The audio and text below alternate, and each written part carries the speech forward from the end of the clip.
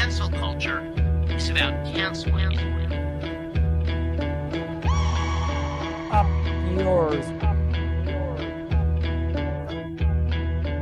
Woke moralists. Up yours. Systematic bullying that's happening. And they believe that Cocaína.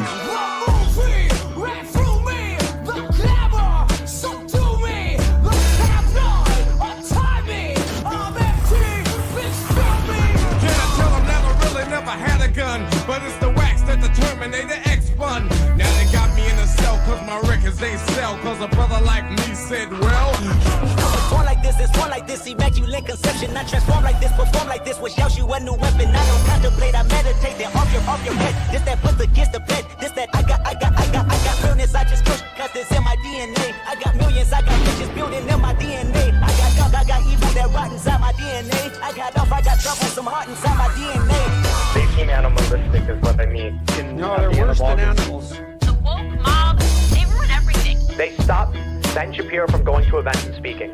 They stopped Ann Coulter from doing it. I will never surrender even a single inch of ground to a pitchfork mob. You never cave to the mob. We will never bow to the mob. Ever. No matter what. Do you see the final expression of cancel culture in terrorist groups like We'll see. Camp. They want you to comply. Hello. Hey, how's it going? Oh, I don't like this Started format. early. Yeah. Ooh, that was a. Technically, on we're time. on time. I love how I started it right at 5:30, and Bay Photo's like, "Whoa, they're early." Yeah. I came in as the intro was starting. I was like, "What already?" I'm like, "All right." You're like, there's an intro. Yeah, I know that folks were probably going to be a little bit late, so I'm like, "Fuck it, I'll just start. Why not?" You know, we were gone last week, so we'll give them a little bit of extra time of us rambling in the beginning while people show up. I like rambling. My favorite. I love rambling. How are you two doing? Doing great. Doing a little better this week, I would think. I mean, Good. I guess based on some positive things happening. Yeah, me too. I'm get to feeling it. a little bit rejuvenated, if I'm being honest, which is, I know, very fleeting. I will be miserable and depressed next week and cynical again, but I am feeling just a little better. I'm smelling the roses today. It's also about like choosing what to pay attention to and whatnot. Like, you know, there's always horrible shit happening. Oh, there's a lot of bad stuff happening, but I am. But you have to tuning that take out. positive moments when they happen. Yeah. Allow Yeah, yourself. you're both talking about the new Xbox, I assume, right? You mean the increase in price? Yeah, of course. Yeah. Thank you, Trump. Yeah. It's so insane. They raised the price of that late last year, and they're doing it again. Like They're doing it again. 8 months later. Like, it's so ridiculous. And nobody's still going to it's buy an already Xbox. not selling. It's sort of the worst selling console by far. No one's buying it. And they're putting, like, now they're doing exclusives again, like no Gears of War anywhere else except for, I guess, no other console, really. So just, you know, Gears exclusive and that other, I forget its name now, but it looks really good. The other game actually looks really good. But that's also a PC, Xbox exclusive. Like, I don't know, like, what are they doing over there? And while laying off a bunch more studios, like, Yeah. not I a great know time in Bungie the game is industry. too. And today, Bungie got layoffs too. Yeah. Which saddens me as I really enjoy Marathon, and I I don't never know if got they into said, Destiny, Lance. but I heard good things. Destiny is a bit of bullet sponges. I don't know if you're into those kind of games. Like, it's okay if you have a friend that you want to talk to for a long time. Like, I had a friend that was living in a different country, so it was fun to just use it for the voice chat. But in terms of a game, you just run around shooting thousands of bullets into bosses forever. Like, that's just it. Yeah. Okay, yeah. Like I like the Bungie style gunplay, like how the guns, like how the games play. But in terms of the sponge stuff, yeah, I'm not super into that. But Marathon, like, I really enjoy Marathon. And I play it mostly solo. I just go into solo queues. It's almost like a horror game.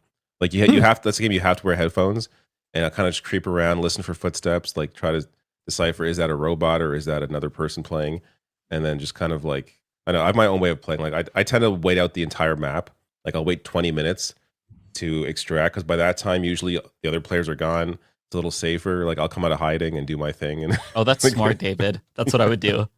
Yeah. The but bitch ass it's just like a pussy very hide different kind of strategy. game. Like I haven't played a shooter like an online shooter like that. What'd you say? No, that is my strategy. The bitch ass hide strategy. I played Fortnite You like would one or pick two odd times. job, wouldn't you? You're an odd job player. You're someone who would pick the character that everyone hated. Oh, Odd Job, yeah. Yeah. No, I never Golden really ideas. played that. The one or two times that I played like Fortnite, I just hid the whole time. And as soon as I came out, when there was like 20 people left, I got blotted immediately, just like right in the head. And I'm like, this is boring. I just sat here for 20 minutes and then I didn't even have a chance.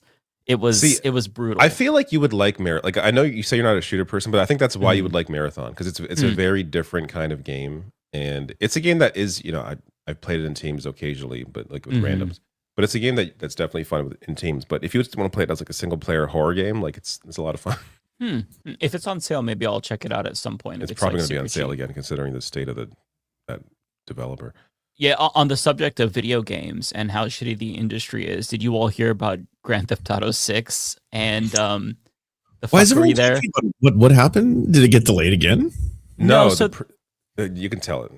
yeah. So it's going to be $80 for the base game, but if you don't pay for the $100 premium edition, then you're going to be locked out of certain in-game stores. Seems like quite a bit, like a tattoo shop, different clothing shops, barbers. And if you buy the physical edition, you get a code in the box. So there's no disc. Straight up just at launch, which I think they're doing purposely because they don't want leaks to go out. And usually games are leaked because the disc gets out early, the print gets out early. So there's still it sounds like they're going to have a disc later on, but just not at launch. But yeah, to pay like, you know, for the physical Ultimate Edition and not get an actual disc in the box is a little. This is not the path I want us going down.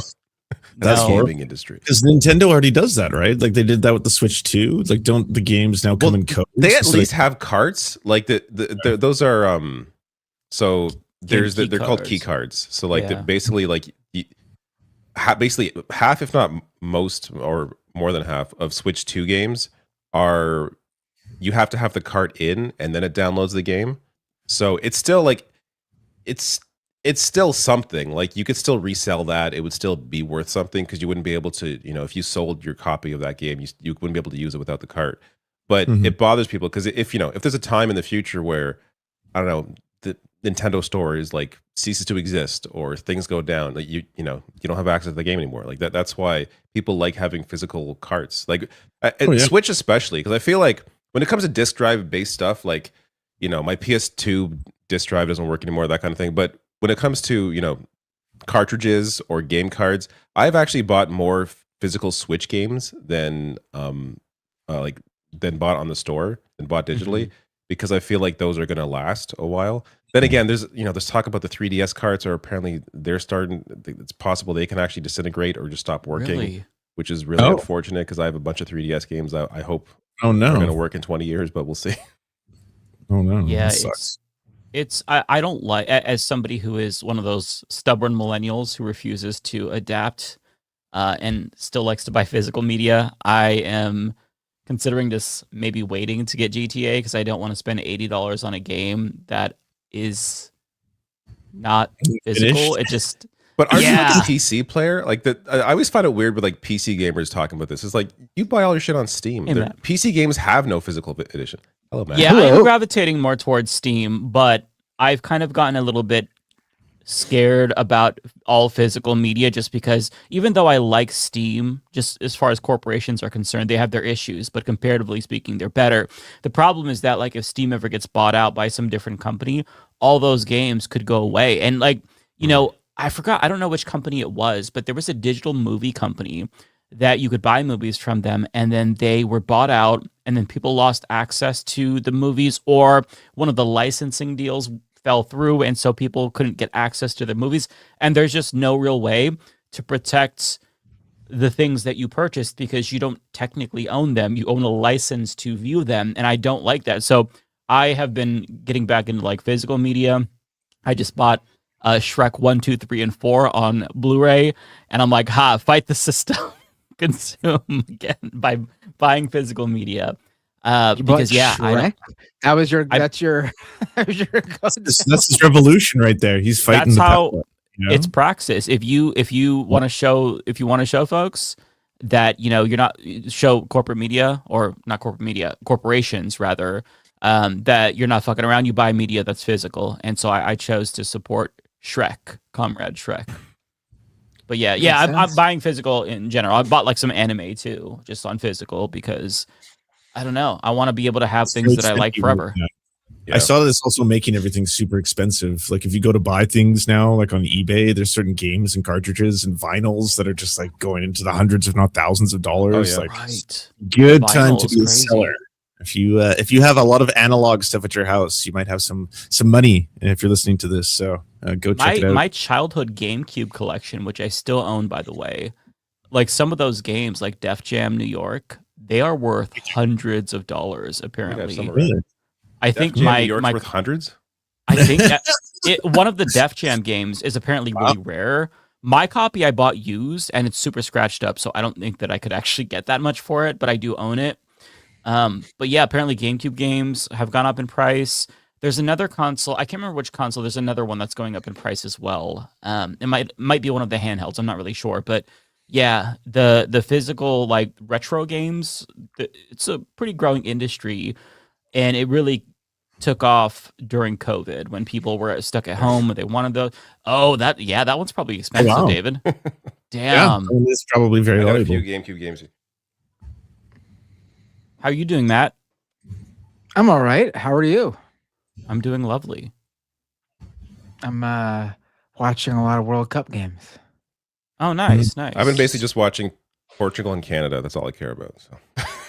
Yeah, Canada were the only games I think I watched, and Brazil because it was going on everywhere. Oh, I've been watching them all. You better believe I was up last couple nights ago watching 11 p.m. game between Jordan and Algeria. You better believe I was watching it. I have a hard time watching. I shouldn't say that. Most sports, not all sports, but I have a hard time watching sports when I don't have a team to care about. I'm like that for most except for sports, hockey. I can watch the playoffs, except for soccer for me. Yeah. Mm. Other sports, I need a team. Yeah. But that's because I get soccer very much, like the game itself. So I'm able to like analyze and get into the plays and things like that. I can't do that for other sports. Yeah, that makes sense. Your video, by the way, is like out of sync with your face. I thought that was me, David. I'm glad you said that. Oh, I thought that was me too. Yeah, Bender. Yeah. Yeah, it's you. Yeah. Oh no! Why is that happening? Let me leave and come back. Yeah, do that. Yeah, show yourself out. I didn't mean to sound like that. Yes, I just wanted to be fixed. Now that he's gone, guys, real quick, can you believe that guy? I know. God. Jesus. Watches every soccer game. Oh my God. Soccer. Loser. God. An American that likes soccer. I can't believe that. Yeah. I'm just glad Canada's on to the next round, which was definitely not guaranteed. But I am happy for you. It's weird. It's weird to have the World Cup in like North America. It's like I'm not really. I'm in the host. Feel real. It's like I guess you're in the host city too. Yeah, we're both in host cities. Yeah. Interesting. What did they do with all the poor in your area? Because for me, they kind of disappeared them, but there's too many, so they're just cracking skulls, and it looks like a war zone on the street now. I'm just seeing, like, when I step outside of my house, I literally see police officers tackling people and like zap strapping them and stuff like that every day. Yeah, it's. I haven't heard much about this at all here. I don't. Maybe there's just not. Wow. Like you have like an actual big stadium there. Like here, they play it at BMO Field, which is normally like it's very tiny, so they had to add like a bunch of bleachers on top of where the where the seats were to give it like somewhat more. Yeah, it's just a whole weird setup. Like, and it's like an exhibition place. It's like it's not even really. I mean, it's near downtown, but it's not near like the Sky Dome.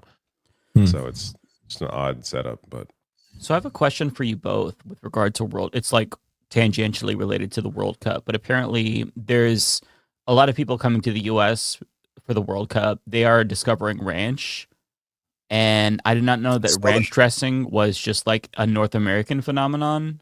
or an American phenomenon. Did you all know about this? Because I'm completely ignorant. Canada has ranch as well. We are Yeah. ranch educated. Have been for some time. I did not know it was not international, but that makes sense to me. It kind of feels like a North American thing. It is a very just like brown sauce is in the UK, or at least England. Is peanut butter? I mean, peanut butter is big in Canada, right? Like it is in America. It is, yes. Yeah. So I know. I was shocked when I learned that Europeans are not big fans of peanut butter. I was actually offended by that. Really? Yeah. Because that's because they're racist, as it was invented by a black man. So shame on all of them. Yeah. Their loss, because that means more peanut butter for us. As climate, change makes it more difficult to get the Tim things Hawking we love. says Australia also has ranch. Okay. Oh, it does. I was not Okay. aware. Interesting. I'm not really a ranch person. Like if I get something with wings, it's going to be blue cheese. It's not going to be ranch. But I don't know. So if there's anybody from Southeast Asia in the chat, it seems like there was a lot of social media posts from people in Southeast Asia who came here that was like, oh yeah, ranches, this is crazy. This is really good. So I don't know if it's just certain regions of the world if it was the first time, I'd trying ranch for the first time. I'd probably be like, neat. It tastes like dill cream, something, Yeah. I'm not a ranch hater, Yeah, it's fine. I agree. It's not like I'm pro legalizing ranch. Definitely. Yeah. Have you all tried Vegemite? Not as big a fan of Vegemite as I feel like I did 20 years ago. I don't think I've ever tried it, but it looks disgusting. No offense to Australians.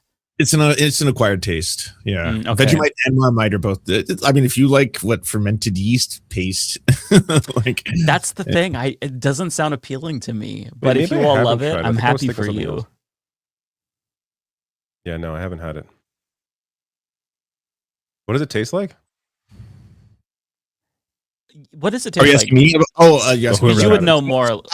It tastes like a very salty fermented. Like the closest I could compare to is maybe soy. Like, have you read a soybean paste? A little bit like that, but not as salty. Okay. Soybean paste is very salty. Yeah, it's different. It's strange. It's one of those things I tried to be polite, but I would not go out and buy a jar.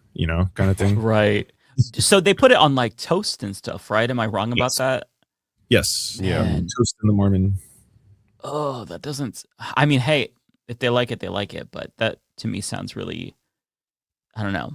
Ever have a ski? I think it's called skier or skier. It's like they have it in Iceland. It's like it's almost like a yogurt, but it's really gross.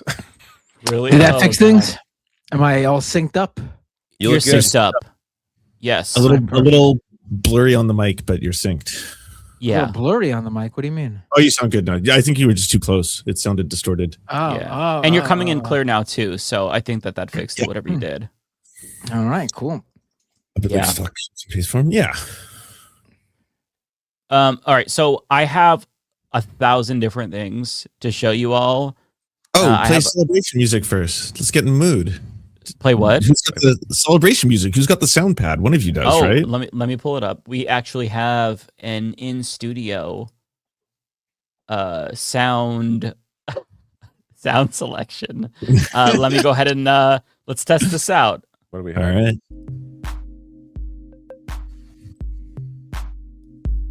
It's a little mellow. Oh yeah. Okay, let me try it. All right, brother. Selection. Oh, I don't like that. These are all definitely royalty free. I can tell you that. This one's called Night Driving. I can picture it. Waiting for the beat to drop. We should do the whole podcast over just a sound bed. Yeah, that could be fun. Copyright clear music. Why are we doing this? Because we're setting the mood. Does anybody want to start freestyling? Which white boy wants to be brave enough to freestyle? Oh, yeah, right. No. Definitely not. Okay, this one's called Dance Pop. Oh.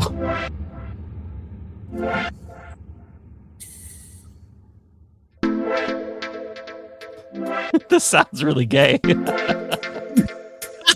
Please ride.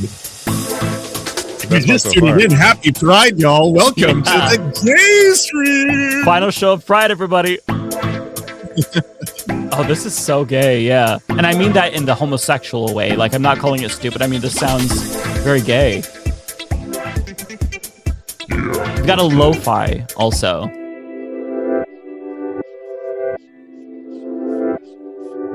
Music. Oh, we can upload our own music. Okay.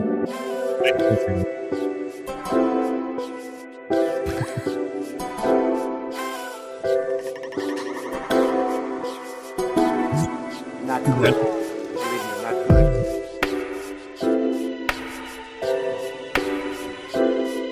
Viewership is going to drop off a cliff if we keep this going, but I'm having so much fun. People are like, what is this podcast? Like, well, they tune in and they're like, oh, I wonder what they're talking about today. And we're just like, listening to fucking shitty ass royalty-free music. Public domain royalty-free music. How about this? If you all don't like that, I've got something that you're all going to love. Give me a second. I'm going to bring it in. Dang. Where'd you find this? Oh, you're not ready for this.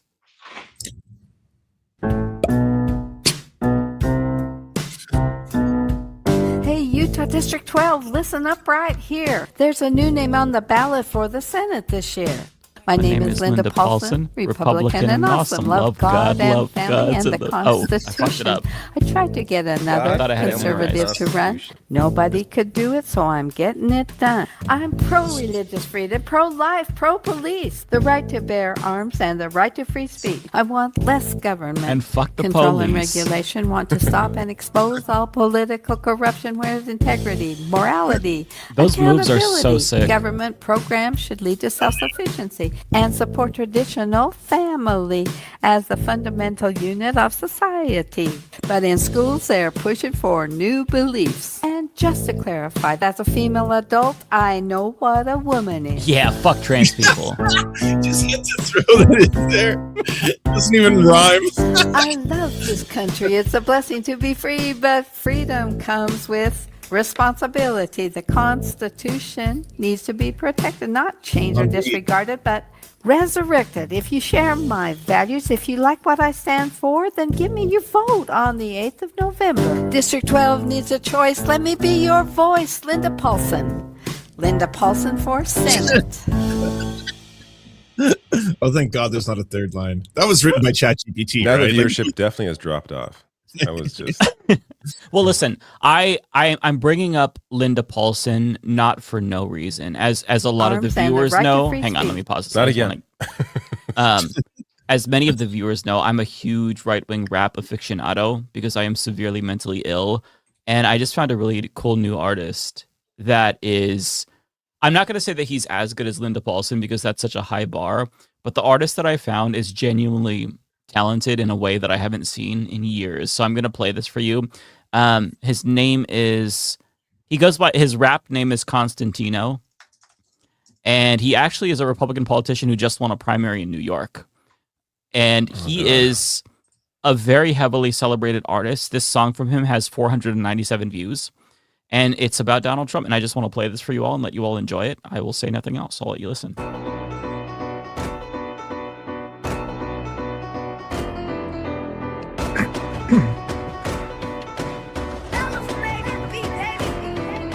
He's up and at it early, always fighting the good fight.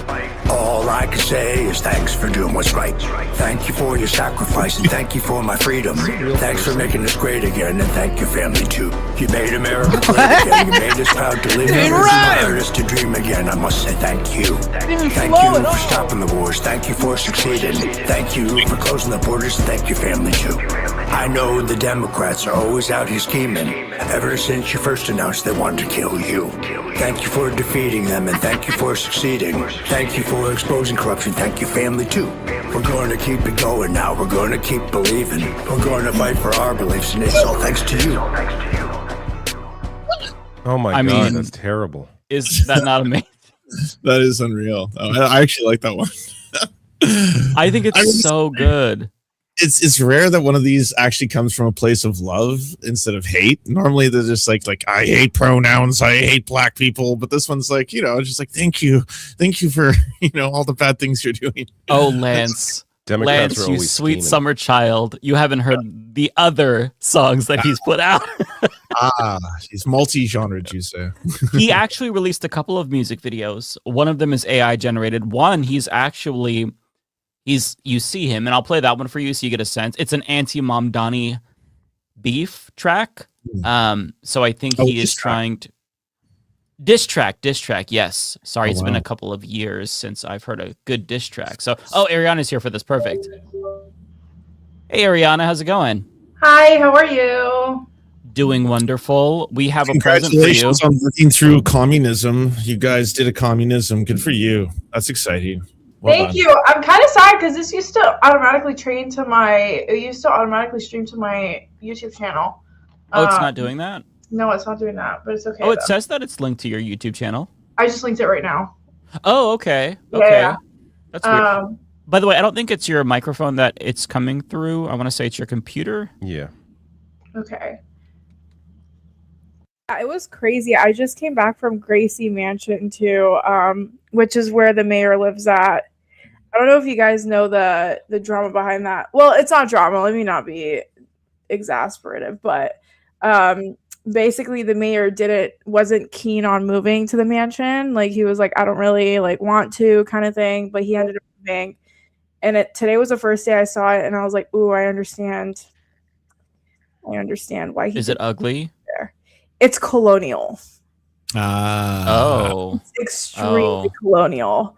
Like like a straight plantation kind of thing. It gives that vibe, to be honest with you. Really? Oh God. I think plantation, not necessarily, but so I basically looked up the history, but it was basically like, I don't know how to explain it. It was built in the 1800s, first of all. And it's been standing since the 1800s. It was first built in 1755, and then it was kind of like torn down during one of the Revolutionary Wars, and then they built it back up late 1700s, and then it's been up since. Oh, but that's it's like so colonial. Wow. I just know Raba does not like it. Like, I just know Raba does not like that place. There's no way. Came across an article from the Daily News. New York City Mayor Eric Adams says Gracie Mansion is haunted. It looks haunted. That's literally the feeling it gave. Like, it's the feeling it gave. It was giving haunted. I'm not even joking. It was giving haunted. New York. Where is this in New York? This looks like it's Upper East Side. Out in the country. It's Upper East Side. But it was giving haunted. It's it was really giving ugly haunted. looking. I'm not gonna lie. Like, Good film, some good movies in there. maybe like something about Lala Marie or something. I don't know. I mean, this looks so. Oh yeah. There's something off-putting about this. Yeah. Oh, it's right by the water. That's where Satan comes from. Very colonial 1700s. I just murdered a bunch of indigenous people to build this vibe. So I was like, oh, I really don't fuck with this place. Yeah, that's disturbing. Still an honor to be there. I asked them, I was like, please, anytime you guys have an event at Gracie Mansion, let me know, because I really wanted to see it. But I was like, oh, it's not. I was like, I understand. Ariana, you should try to hide somewhere in the mansion and then scare Mamdani. Like, once all the press clears out, just wait till night. I would literally be sent to Rikers. Like, there's no way.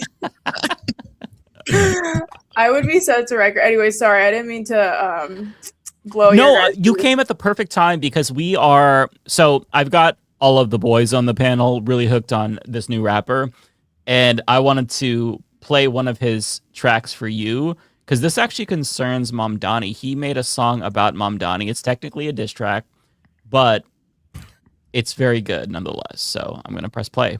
Okay, I need to see this. I'm sure it's fantastic. Citizens. One is named Zoran Mandami. I'm First off, fuck you, bitch. I see through your game. You ain't from here, you from Uganda where your friends feel gay. You still a citizen there. You still visit the play. Got an evil ass father with his fucked up way. Wifey chill with terrorists, daddy like suicide bomb. Telling kids to wear vests, screaming intifada. Zoran a trained actor, he don't fool so many men. But I see through you, and I know just how this ends. It don't end happy, it don't end felice. It ends with you failing to achieve. Real quick, I just have to point out, I'm so glad I changed this because I had the white version of these little plastic panels on the old Humanist Report studio. I'm sorry. Yeah. How did you find this? How does one come across this? Yeah, that's what I'm wondering too. Oh, well, he just won a primary in New York's 20th district. So this guy? Yeah. He might be a representative. Yeah. Are you joking? Oh, this is the guy who runs Sticker. This is the guy who runs Sticker Mule. Yeah. He's the CEO. Yeah. What's Sticker Mule? Sticker Mule, the company that you could buy stickers from and everything. Sticker Mule. Oh, okay. Never heard of it. You've never heard of it? It's like the biggest. I will not be sticker company. I never used it. What the fuck is his name? Anthony Castano. Wait, let me. Also, it's funny that he says Constantino. It's funny that we're watching this where he says you're gonna fail. Literally, as it was just announced like moments ago that the New York City Rent Board had just approved Mamdani's rent freeze for stabilized apartments. Like within 6 months, he's already delivered on one of his main, well, more than one now, but probably the main promise. He's just delivered. Did you just say Anthony Castano? Constantino? How do you spell it? Let me put it on. So, can you see this? The Constantino. Okay. Did he run I'm assuming he ran Republican. He sure did. Yeah. And apparently the seat might be in play because he's the nominee. Trump endorsed him. Trump backed Sticker Magnet wins the House primary. Yeah, buddy, he did it. What a title. Can you send me the link to this video? I need to make a reel about this. I'm sorry. This is absolutely. Oh, Ariana, there's other songs from him as well. I'm gonna put this in the private chat, but there's a song called "Thank You" that we listened to. That's my favorite one from him. It's very, very good. There's another song, by the way, from Constantino. Let me share this tab instead. So this one is not as good because it's AI generated, and I don't like that. I mean, his rapping is real, presumably, but the video itself is AI generated. But this one is just called Trump. I just think that his like mannerisms and his idea of like what looks cool is very fascinating to me. But this one is, if I'm remembering correctly, this is the one of Trump parachuting in after skydiving. I think it is, yeah, because like it's in the clouds. I'm pretty sure this is the one I'm thinking of. But not as good as "Thank You." Oh yeah, why this is still good. Fry the fucking earth for this kind of shit, man. Yeah, that's a good point. You know, towns are being drained of their water, so we can get music videos like this. Let me press play for you all. It's totally worth it if you ask me. Oh yeah. Trump, Trump, Trump, Trump, Trump, Trump, Trump, Trump. Everywhere I go, they love Donald, Donald Trump. Trump, Trump, Trump, Trump, Trump, Trump, Trump. Everywhere I go, they love Donald, Donald Trump. Down in Mexico, they love Donald, Donald Trump. Flew to Italy, they love Donald, Donald Trump. In the Middle East, they love Donald, Donald Trump. Men, some Africans, they love Donald, Donald Trump. Even in China, they love Donald, Donald Trump. Man, these Indians, they love Donald, Donald Trump. Trump, Trump, Trump, Trump, Trump, Trump, Trump. Everywhere I go, they love Donald, Donald Trump. Trump, Trump, Trump, Trump, Trump, Trump, Trump. Everywhere I go, they love Donald, Donald Trump. Trump, Trump, Trump, Trump, Trump, Trump, Trump. Everywhere I go, they love Donald, Donald Trump. He's definitely walked out with this song before, right? I could see him playing this at a rally. They love Donald, Donald Trump. In the Middle East, they love Donald, Donald Trump. Yeah, the beat's not bad actually. It sounds a little bit like Party Rockers. No, it sounds like rave beats. Like I would at best. It is LMFAO, yeah, for sure. That like you could almost hear Party Rockers like during the hook. Accidentally has Trump. That must have been expensive. That's a lot of AI video. It's like a lot of. I mean, this is a 2-minute 43-second music video. So I mean, just think of all the water that it took. Oh, Naruto. Hang on, I didn't get this far. Wait, is that the Gangnam Style? Yeah, that's Psy would hate this dude. He's like a radical communist. Like Is he really?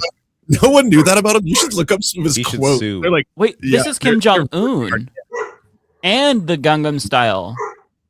Oh my god! Okay, let me just play a little bit more. Wow. North Koreans, they love Donald Trump. South Koreans too, they love Donald Trump. Yeah, that's what she's I forgot Japan, they love Donald Trump. Shinzo Abe was the man, he loved Donald Trump. Oh my god. And I gotta say, I love Donald Trump. Might be president one day, just like Donald Trump. Just like Donald Trump.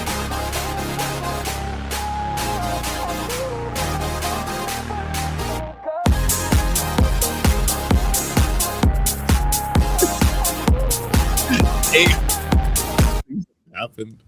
So I mean, listen, this is a banger. They have to completely manufacture a world through AI because the real life one is not this. People do not love Donald Trump. You mean to tell me they don't love Donald Trump in Iran? No. Despite the slogan being repeated over and over again, they do not. I don't think I could refer to him anymore without going Donald Trump. Donald Trump. I have to say it Everywhere multiple. I go, I love Donald Trump. It's catchy, right? Donald Trump. It is the little catchy, you gotta say. So do you think that he's better than Linda Paulson? I don't think he's better than Linda Paulson personally. She gets number one because it's real. Like she actually, unless the lyrics were written by ChatGPT, which they probably almost certainly were. Because this was a couple of years old, so. Oh, okay. I don't think she could use a computer, if I'm being honest. I think that. Fair. Well, then she's the only artist amongst the entire crew, I guess. She is. Yeah, Donald Trump. I think that her rhyming is like she's trying to rhyme. She's trying to write clearly. Her lyricism is truly top notch compared to Constantino. It's just So that's the little right wing rabbit hole we went down. She schools Constantino. Donald Trump. I'm gonna sue Mike for getting Donald Trump stuck in my head against my will. I'm so sorry. Listen, I heard it, and now you have to hear it too. If you really want to get that out of your head, listen to Linda Paulson. That song lives in my head rent free to this day. Honestly, do you know how long it took me to get the Baked Alaska song out of my head? I don't remember the Baked Alaska song. You don't remember the Baked? I remember he had a song about loving cops, but I don't remember. That's the one that's stuck in my head. There was another one that he did too, about Build the Wall, but the cop one was really good. Let me see if that's still online. Bootlicker anthems. What a waste. Let me see. Is this? Oh, there's a live performance. I've never seen the live performance. Hang on. Let me go ahead. I wonder what this guy's doing. Is he in prison or? Baked Alaska, he was one of the people I think who almost got in trouble for January 6th because he live streamed it, but I think he got pardoned or like something. He's not in jail. He's fucking still being a maniac. Still a Nazi, I would assume. Yep. Donald Trump. Let me. Okay. He's probably going to say slurs. Is he? It's Baked Alaska. I'm just saying you might get slurs. Just so you know, that's what this dude's all about. So if he just sings the song, then I think the song doesn't have any slurs because this was an anthem for grandmas in the 2010s. Love cops, a law enforcement. Oh, we Lord. love the military, they're important. We love the cops, a law enforcement. We love the military, they're important. And when I'm in the jam, I know that I can call up the man, with the plan. Is that guy when trying to I'm ad on the lib? run, when I'm on the run, all I gotta do is dial He is ad-libbing. 911. We love our cops, our law enforcement. We love our military, they're important. We love our cops. Do any of these our people law have talent? enforcement. Any of them? We love our Any right-wing military, artists? they're important. There has to be somebody. Hang on, I'm just so pretty. Let me tear up a little bit. Just. why did we do that for so long? That's way too much. I love content. you won't let me get away with so I've had much. my I'll play fill it for for the like next 6 2 months. minutes and nobody will question it. What are we doing? You always come up with the most obscure shit too. Or I'm like, where did this even come from? Bravo. I Mike. mean, I cannot remember how I discovered Baked Alaska's music, but he is probably one of, if not the most talented Nazi in the world to this day. Wow. Very talented Nazi. Yeah. Yeah. Okay. I've tortured you all enough. We should celebrate. I want to celebrate communist New York. They went commie, and then socialism reigns. And the what is it? The Mamdamistan Caliphate? Is that what people are saying online? Begin. Yeah. All that as well. As far as I know, and Ariana and Matt will have to correct me, but they have full blown Shakira law in New York right now. That's what I saw online. We're getting there. Okay. Okay. I think once we get universal health care, then it's over for all you hoes. Well, he already freezed the rent today. He made that official. Went through, eh? Wow. I gotta say this as like a Canadian, especially. America has looked like a flaming dumpster fire of fascism, but what's going on in New York, I'm so jealous of y'all. I'm like, because we're stuck Why in like are you jealous? You have shit. We have healthcare. We definitely have healthcare. I'm not saying like I'm jealous of the healthcare. I'm saying I'm jealous of your government. Like the fact that you're actually electing like real social democrats to a variety of different positions, from like low tier all the way up. Like from the mayor on down now, you've actually gotten like that. The fact that it was not one, not two, four different DSA candidates got elected in the same night. 3 was the fourth not part of the DSA? 3 for congressional, and then there was 9 out of 10 for like state, like NYC wide, like state assembly and stuff. But the congressional were 3. That's there was like there's like 16 different DSA candidates that were elected across the state. Yeah. Which is but congressional was 3, I believe. I'm pretty sure it was 3. In NYC it was 3 for sure. Maybe statewide it was more, but in New York City it was 3. So I have a lot of different videos and tweets. I even have an article of the absolute shitstorm that ensued after the 3 communist fascists won. And I'm living for it. Their tears are delicious. I hope they all have mental breakdowns, and I hope that they want to harm themselves because it brings me joy. So the first one that I think everybody saw. That's only Mike. I do not co-sign that. Please don't deport me.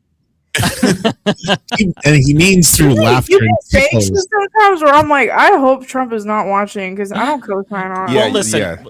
In the event anybody is silent. In the event anybody is watching, You're for those who don't know, you're still here. I'm a comedian. What okay, did he say? I didn't hear anything. Didn't hear it. I said you're still complicit because you're still here. Violence is an endorsement. What are you going to tell Trump? Well, I was quiet. Silence. Okay. I'm a comedian, so nothing I say should be taken seriously. All right, it's when I say something, it's a joke. If I say I hope that person dies, I'm literally joking. Deep down, I love them and I hope they live forever. Okay, this is the first one that I saw that really got to me, and I know David did a video about this too. I don't know what the fuck's going on. Mom, Daddy. All right, this is a Fox News alert. Incumbent Congressman Dan Goldman, who was just banned from a New York City coffee shop because of his support for Israel.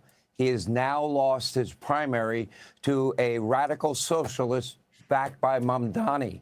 It appears that, a pretty scary transformation is his now voice fully cracks underway at just the in perfect Democratic time. Party, especially in the blue state. It's like saying his name. Daddy. Just pronouncing it alone. It's too sharp for his tongue. It's like traumatic. He really can't funny. say it. Also, what happened to his face? He looks different. Am I the He only clearly had his wisdom teeth removed, right? He looks inflated. He got stung by a bee. Like, what happened here? That's the first thing I thought. Okay, I'm glad it wasn't just multiple bees. Yeah. Yeah, he looks like he's really fucked up. Like, when you see those pictures of guys who go to Turkey to get like the hair transplants and then their whole head is swollen, he has like the bottom half of his face swollen. Yeah. Or he had surgery or something, or he's taking medicine that's fucking him up. Cause he looks. Oh wait, he addressed it. I guess enough people were calling him out. What did he say? Thanks to everyone who has checked in. I've already addressed this several times on my radio show, but of course no one listens. So, but while training, I developed a painful pinched nerve in my neck. My doctor put me on prednisone to reduce the inflammation. Wait, to reduce the inflammation? and while it's helping, it has led to laryngitis and some puffiness, which is normal for this medication. Also, what training? That is normal for training pregnancy. for what? Yeah, I was gonna say. Fucking trash. I hate this song. Well, I was doing my usual 93. lifting of 300 pounds over my head. Like, what the fuck are you talking about? Man, I was disappointed because I thought he got into the looks maxing, and he's like, "I'm just trying to mog the other Fox News hosts." Okay, this is. He was probably hammering his face. That's what he was doing, and this is the result. He should. He might knock some sense into himself. That's true. Not that I endorse self-harm, because people don't know I'm a comedian. Okay, you literally do, but whatever. You're just gooning, Fuck Mike. you. Just gooning all over the place. I'm just trying to be careful for you all, okay? If Sean Hannity were to ever, if I saw it, listen, and I'm saying this earnestly, if I saw a headline that Sean Hannity had harmed himself, that would affect me greatly.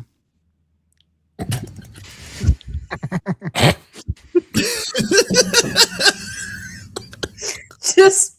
You don't have to keep digging the hole. Yeah, right. Like we can. You all are assuming bad. Just don't say anything. You're all assuming that I would be like. Don't you live in America? That's a fascist state. Aren't you afraid? David, I'm on 18 different lists already. If they're gonna come for me, they're coming for me already. There's nothing I could do to change my fate. It's sealed, so I might as well enjoy it. God, Jesus didn't die for nothing, folks. We gotta sin. Okay. Yeah, thank you. Okay, listen, I did not say how it would affect me. Obviously, I would be so tore up by it. I'd be gagged by it, honestly. Okay. Yeah, to David's point, we could have just moved on like 5 minutes ago. It's like, and for some reason, we all just stay here silent and let you keep digging. Like, I just zone out. You have to I stop start me, reading okay? Twitter. I It's can't like, what's happening on Hold Twitter on, now? we need a stream like enforcer. I need someone to like. Yeah, we need like a moderator here. Like, all right, three of us can pick up. I thought he was There's going to 5 minute timeout. Okay, listen, I have midway through. I have an idea. So David or Matt, you have control, or Ariana should too. You have control to the media panel. Click on media assets and play me off. It's just the subtle cue. You could play the dance pop song. You could play the lo-fi song, and that'll be my indication that I should stop talking. Okay. All right, I think Lance should take that up whenever I he's I don't have controls. off the stream. A gong works too. Yeah, just a Yeah, subtle I cue. feel like a gong is very fitting. Yeah. Okay. So this is the opposite side of the spectrum. This is Sarah Behar. Sarah Behar? What is her? No, that's Joy Behar. This is Sarah Hayes. Sarah Thank you. Sorry, So as an avid View watcher, that was hilarious. Sorry, I didn't know we had a View I know head in all the their chat names here and today. backstory. So she was very mad about Daria Lisa in particular winning. So let me press play here. Pro-Palestinian and No, there were pro-Hamas. It was on October 8th. October 8th, the only thing that had happened is that Israel had been attacked and people had been brutally This shit murdered and raped. hurts my And brain, So even on hearing October this, 8th, like, I this is don't think crazy. there needed to be rallies cheering on you're Hamas. calling her an anti-Semite? I'm going to yes, full-blown call her an anti-Semite. She would proudly call herself that, trust me. And I So I'm recall gonna a wait. lot of I just have to I have to pause for a second. The fact that she's like, she would proudly call herself an anti-Semite. Girl, you have brain damage. You sincerely need therapy. You have money. You can afford any therapist. Why don't you seize that opportunity and get help? That's crazy to me. Beyond therapy at this point, I think she needs a psychiatrist. I mean, something needs to happen because that is not a normal response. Like Sean Hannity, she was emotional. She actually thinks that Daria Lisa is actually anti-Semitic because she doesn't think little kids should be bombed. That's crazy to me. I saw somebody bring up her husband. And if you look up that guy's tweets, you begin to understand maybe why she's thinking this way. Wait, how Okay, bad? I haven't seen that. Oh my God. Yeah. Like today there was a retweet, complete genocide denial, denying that Israel is killing like like Palestinian children. Like it just, Oh, wow. just living in a completely different world. Like it's, yeah. So that makes sense then that she. I mean, that's crazy given that a report literally just came out by the UN detailing sexual abuse and the intentional murdering of Palestinian children. Not even adults, but children. So it's like, I don't really understand what kind of delusion you got to live in to believe that. It's just, they're fascists. Like, there's not really any other way to spin it. That's what you are. Yeah, you're They're a just fascist. straight up fascists. They think that No it's one okay. really pushes back, right? Like no one pushes back on The View or any of these shows. It's not as if it's like what you're saying is abhorrent. They should say that. I mean, I'm just saying the people on The View know better. Like Javier Bardem has been on there and he's explained everything in very clear terms. And you can just tell, like, all right, he's crossed over. They're having an emotional moment. They're listening to him and they're receptive to him being very, very heartfelt about this. And now it's just like, well, someone's just gonna get on and say that. That's fucked. There was pushback from Sunny. I did see that. That's good. Oh, okay. Yeah. That is What about Whoopi though? Is Whoopi just sitting there? Probably. She's not very good. There's a little bit more. Her politics are not great. Yeah, there's a little bit more from this. I'm not sure what Whoopi says. I only heard what Sarah said, so let me press play. People talking about Mondani and what a terrible mayor he was going to be and what an anti-Semite he was, and he has proven to be quite the opposite, and he's proven to be a kingmaker, a leader, great for this city. So that's your opinion. Yeah. That's your opinion. Okay, I'm glad that Sonny Hostin is there to say that because, yeah, it's just, I mean, I don't know what to say anymore. Like, I mean, this is also ridiculous. This is why, like, this is why I don't understand why Whoopi. I don't understand why all these people have a platform. This is what really irks me. I feel like there are so many content creators that could host a show like that are genuinely of the majority opinion that could really do so much better. But for some reason, we keep landing on these old boomer fucks that have like the worst takes on planet Earth. It's all about who's doing the hiring, right? Like these people they're representative of the executive class. Like that's what ends up happening. So you have these dipshits hosting the show. You get one person who's like fairly solid in Sonny Hostin, but the rest of them are. Joy has moments too. Like I think she defended socialism on that panel as well. But yeah, no, it's just that you're right. Like there's so many shows like this that, whether it's like CNN panels, like people like Scott Jennings have massive platforms, be completely fucking ridiculous. Yeah. They're horrible. Like they don't resonate, and they still keep airing them. And I'm like, who's watching this? The only times I see them is when they have such a horrible take that it goes viral. Who's genuinely watching this? Yeah, I don't know. It also doesn't do good when they upload it to YouTube. It's not like these segments are just like blowing up on the internet, so it justifies running this stuff. I don't know. And actually, on YouTube, they're getting torn apart in their own comments. I saw some screenshots about that. Oh, good. Yeah, you love to see it. Yeah, I don't get it. Well, everyone's sick of this shit, to be honest. Like, I don't know how much longer everyone's going to be able to keep pretending either nothing that bad is happening or this is status quo. We can just like move on. It's like, no. Like what?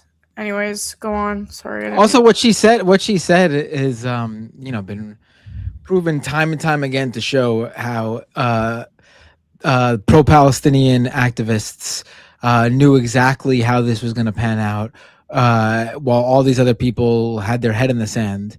The idea that, they were, October 7th happened and they were out in the streets celebrating on October 8th. No, that's not what happened. What happened was everyone with half a brain knew that Israel, if you just look at history, Israel was going to have a disproportionate response to October 7th.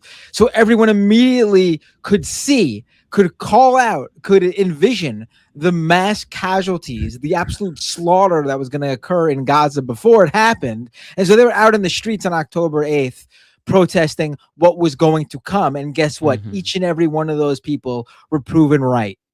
Yeah, we saw what happened less than 10 years earlier in 2014. We saw what happened a couple of years ago in Sheikh Jarrah when they were evicting people in the West Bank at gunpoint. Every single person knows that a this settler colonial apartheid genocidal ass regime was going to do the most heinous shit imaginable.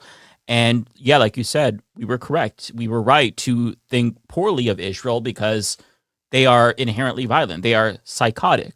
And, at this point in time, the people that are still denying it, they are they're seriously just either mentally ill or they're fascists. Like this is psychopathic. Did you see the woman who tried to blame an anti-Semitic attack on Hassan?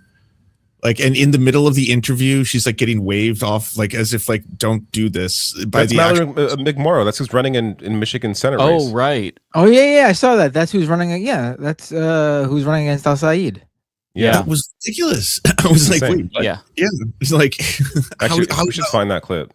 Let me see if we can. I can grab it. I don't know if you saw. I have another. Let me see. Oh, let me share this too.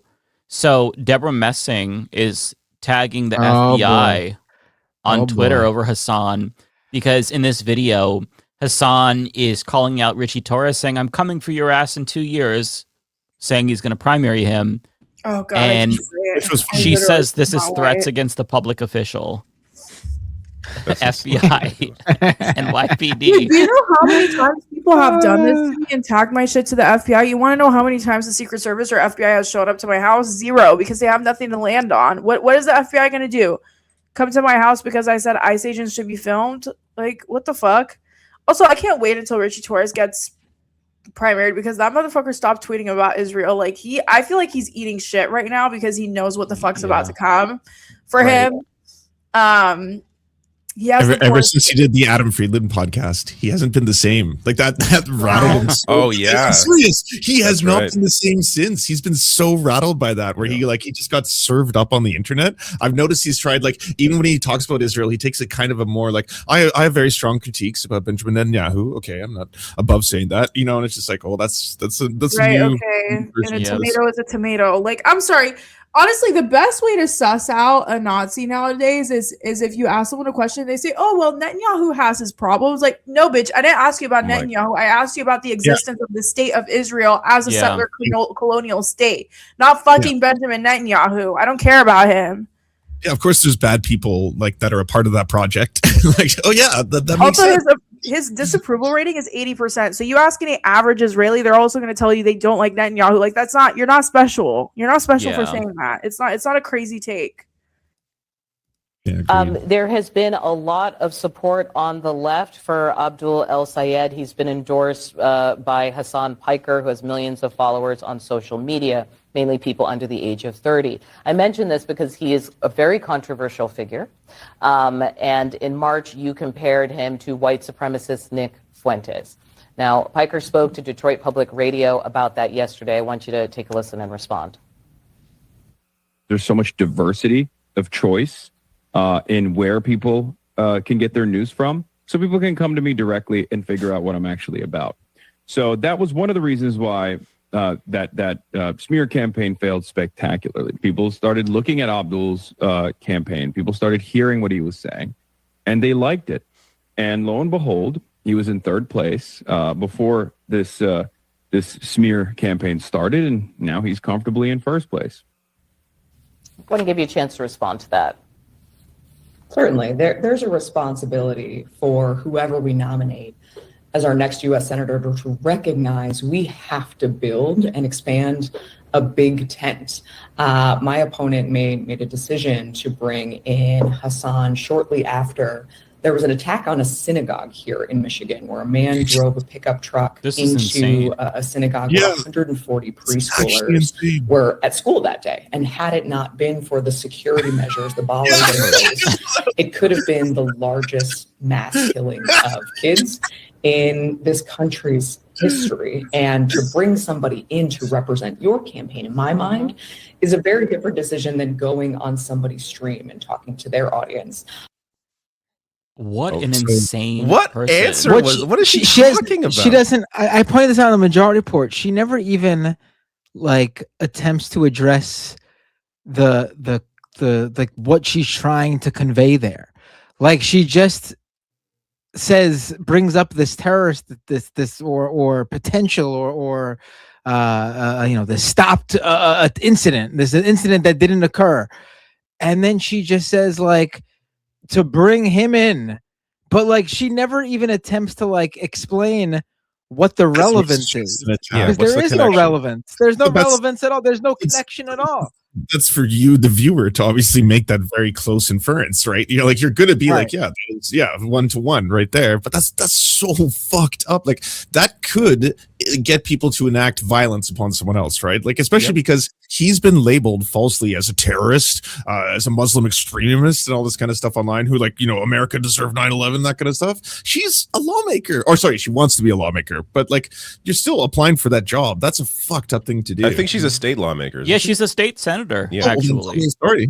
Well, then never mind. Yeah. Well, then even worse. Yeah. And yeah, she's just the racist white lady. She sees a brown man and she says terrorist, and anything that happens is his fault because all the problems are the fault of anyone who's brown in this country. Like she's basically doing the Republican thing right there. In the same way that Republicans will like blame all immigrants for what one individual does, she's doing that, but she's doing it to Hassan. She's saying like, yeah, maybe she's like inadvertently legitimizing the Republicans' point about how, hey, maybe these brown people are bad. It's fucking insane. Like these people are actually just like right-wing fascists. It's fucking crazy. I wanted to play this. It's from James Carville. For those who don't know, this is actually a real person. It's not AI generated. He's not an anthropomorphic fucking naked mole rat. He is an actual person with influence, and anytime he farts or makes a video, it's all does over. He have influence though? That's what I don't know. Yeah, I mean the influence part, I'm not so sure. He had influence. He has waning influence. In the early '90s with Bill Clinton, and then yeah, I mean he can gain headlines. You'll see Mediaite and Raw Story covering. Who did he back in the 2020 election again? Or was it the presidential election? No, he literally was working for someone really funny. Was it Delaney? No, it was really funny. Hold on. He backed Colorado Senator Michael Bennett. Oh my God. Wow. The most forgettable person in the race. He was on TV, like legitimately like building him up as if this was the guy to watch out for. Like this was his guy. That's this was the guy that was gonna take it all. So what he says is actually insane as well. I mean, I'm saying insane so much it sounds so redundant. I need a better vocabulary, but I don't know how else to describe these fucking people. The shit that they say is truly beyond the fucking pale. Yeah. Mr. Valiant, I'm in the New York Times reported, and I have the quote right here. I'll get to it. She is against passed off all her views. She has attacked interracial relationships in the American flag. What is on? I'm sorry. I think he's talking about Daria Lisa. No, I know, but what what? I don't know how he gets that. But I do know about the American flag thing, and she tweeted about how her hands were dirty and she didn't have a napkin, so she used the American flag behind her. A hilarious tweet. That's just objectively funny. I'm sorry. Oh my God. Sorry, the suitcase in the background is like pissing me off. Is it bad? I didn't even notice that. Now I can't unsee it. Oh yeah, what the hell? Like it's pissing me off. If you ever look at this guy's mansion, it is as tacky as he dresses. It's I imagine outrageous. And for some reason, he's portrayed in the media as this like everyday guy. This guy's a fucking multi-millionaire. He's so rich. He is not in touch with the average person. He sucks. But listen to what he goes on to say something about I just can't be part of a party that abandons Israel or something like that. Like I'm paraphrasing. I don't remember what he said specifically, but what he says is fucking crazy. Yeah, I guess not. And I actually do think it's time for Democrats to talk the S word, schism. I really do. Everybody's always said, no, we're coalition, we're big tent. And there's just some shit that I can't be in the same tent with. And we talk about what Mondami was 3 for 3 last night in Manhattan. They call it the Commie Corridor. Fine. Jason Crow's circus pack, both bets, 10 for 11. You wouldn't know Jason Crow exists. Okay, you wouldn't. You wouldn't know. You wouldn't know Abdel Sandberg exists. You wouldn't know. In I want to be very specific. I understand the free press for being here because if they nominated David Duke or something like that, we'd be the same way. I understand all that. To the extent I understand the Times, because they are the New York Times, so they have to cover. They are the hometown newspaper. But the idea that we must neglect everything else that's going on, all of these other primaries, all the recruits Jason has, all huge, phenomenal successes we've had, and declare that the party is now under the control of a Democratic Socialist of New York City is insane. But and understand, these people do not like Democrats. Not only are they not Democrats, they wish Democrats poorly. So I just cannot. Maybe there's a way that you can say to, I guess Mandami is the leader of it, is, you insist that, try to insist that the people that run under your banner run as a Democratic Socialist and don't use the Democratic Party as your guideline, and let's negotiate the terms of a schism here. Maybe we can part under some kind of advantageous terms for both of us. But I'm done. I'm not in that fucking party. None of these people. I am totally confident. Acknowledge it's the voters that did this. The voters chose these people. Right. Like these are Democratic voters in Democratic primaries choosing these candidates. So these people can go fuck off. Dude, it's really funny though that it's really funny that that James Carville saw a bunch of Democrats win races, and he goes, "I can't take it anymore. I'm done. I'm not part of this party anymore." Yeah, let me play the last bit. I don't want to win, dude. Like, okay, it's not like you got that many people. This is the part I was talking about. He just says it at the end. Sorry, can we just all acknowledge how none of these people can pronounce Mamdani's name? I'm sorry, I mispronounced Kamala's name wrong, and so many people lost their shit. Okay, I get it. Understandable, right? But it's like all of these people are mispronouncing Mamdani's name. And I'm just like, at what point are we going to realize that it's Mamdani and not Mandami? Because a lot of these people do say Mandami, and it's really pissing me the fuck off, honestly. Because they have no respect. Like the respect that they expect from everybody else, they do not give in return. They feel like they are entitled to our respect and not the other way around. It's asymmetric, right? Like we have to vote blue no matter who. They don't get to do that. We have to on behalf of Israel too. Like on the behalf of Israel's doing. Like this all comes back to, what are you defending? If you're getting this mad and you're this upset, and you're like, I'm leaving the party. I can't believe like the voters want this. It's like to slaughter babies. Like what? Right. That's good actually. I'm glad the majority of the world isn't as insane as all these weird freaks. Like that's nice. That's good to see. If you can pronounce words like Mississippi, Massachusetts, or Czechoslovakia, and you're over here saying Mondomi, like fuck you, dude. You know what I mean? You're not even trying. To be fair, Ariana, I don't think he could pronounce those states either. I mean, listen to the way that I would doubt if he was literate. Let me just play the last few seconds because he actually says that thing that is crazy to me. That spends time questioning the policies of the government of Israel. In fact, I'm enthusiastic about that. I don't want to be in a political party that denies the right of the state of Israel to exist. That's just not, I just can't do that. I'm sorry. It's just not doable. Well, then you can get to the curb and or leave and the door hit you on your ass. Just fuck off. You're literally the are supportive of, you yourself probably believe and are supportive of candidates who believe that a state of Palestine should not exist. Why is that acceptable? Why is that acceptable? That's literally one of the main reasons why your guys are losing and the Democratic Socialists of America are winning. That specific topic. Yeah, and like they are going to learn really quickly that the base, they don't agree. Like they think that they still can just get away with saying shit and the base follows along like this is 2016 or even 2020. That's not the case anymore. It's fuck Israel all day, every day.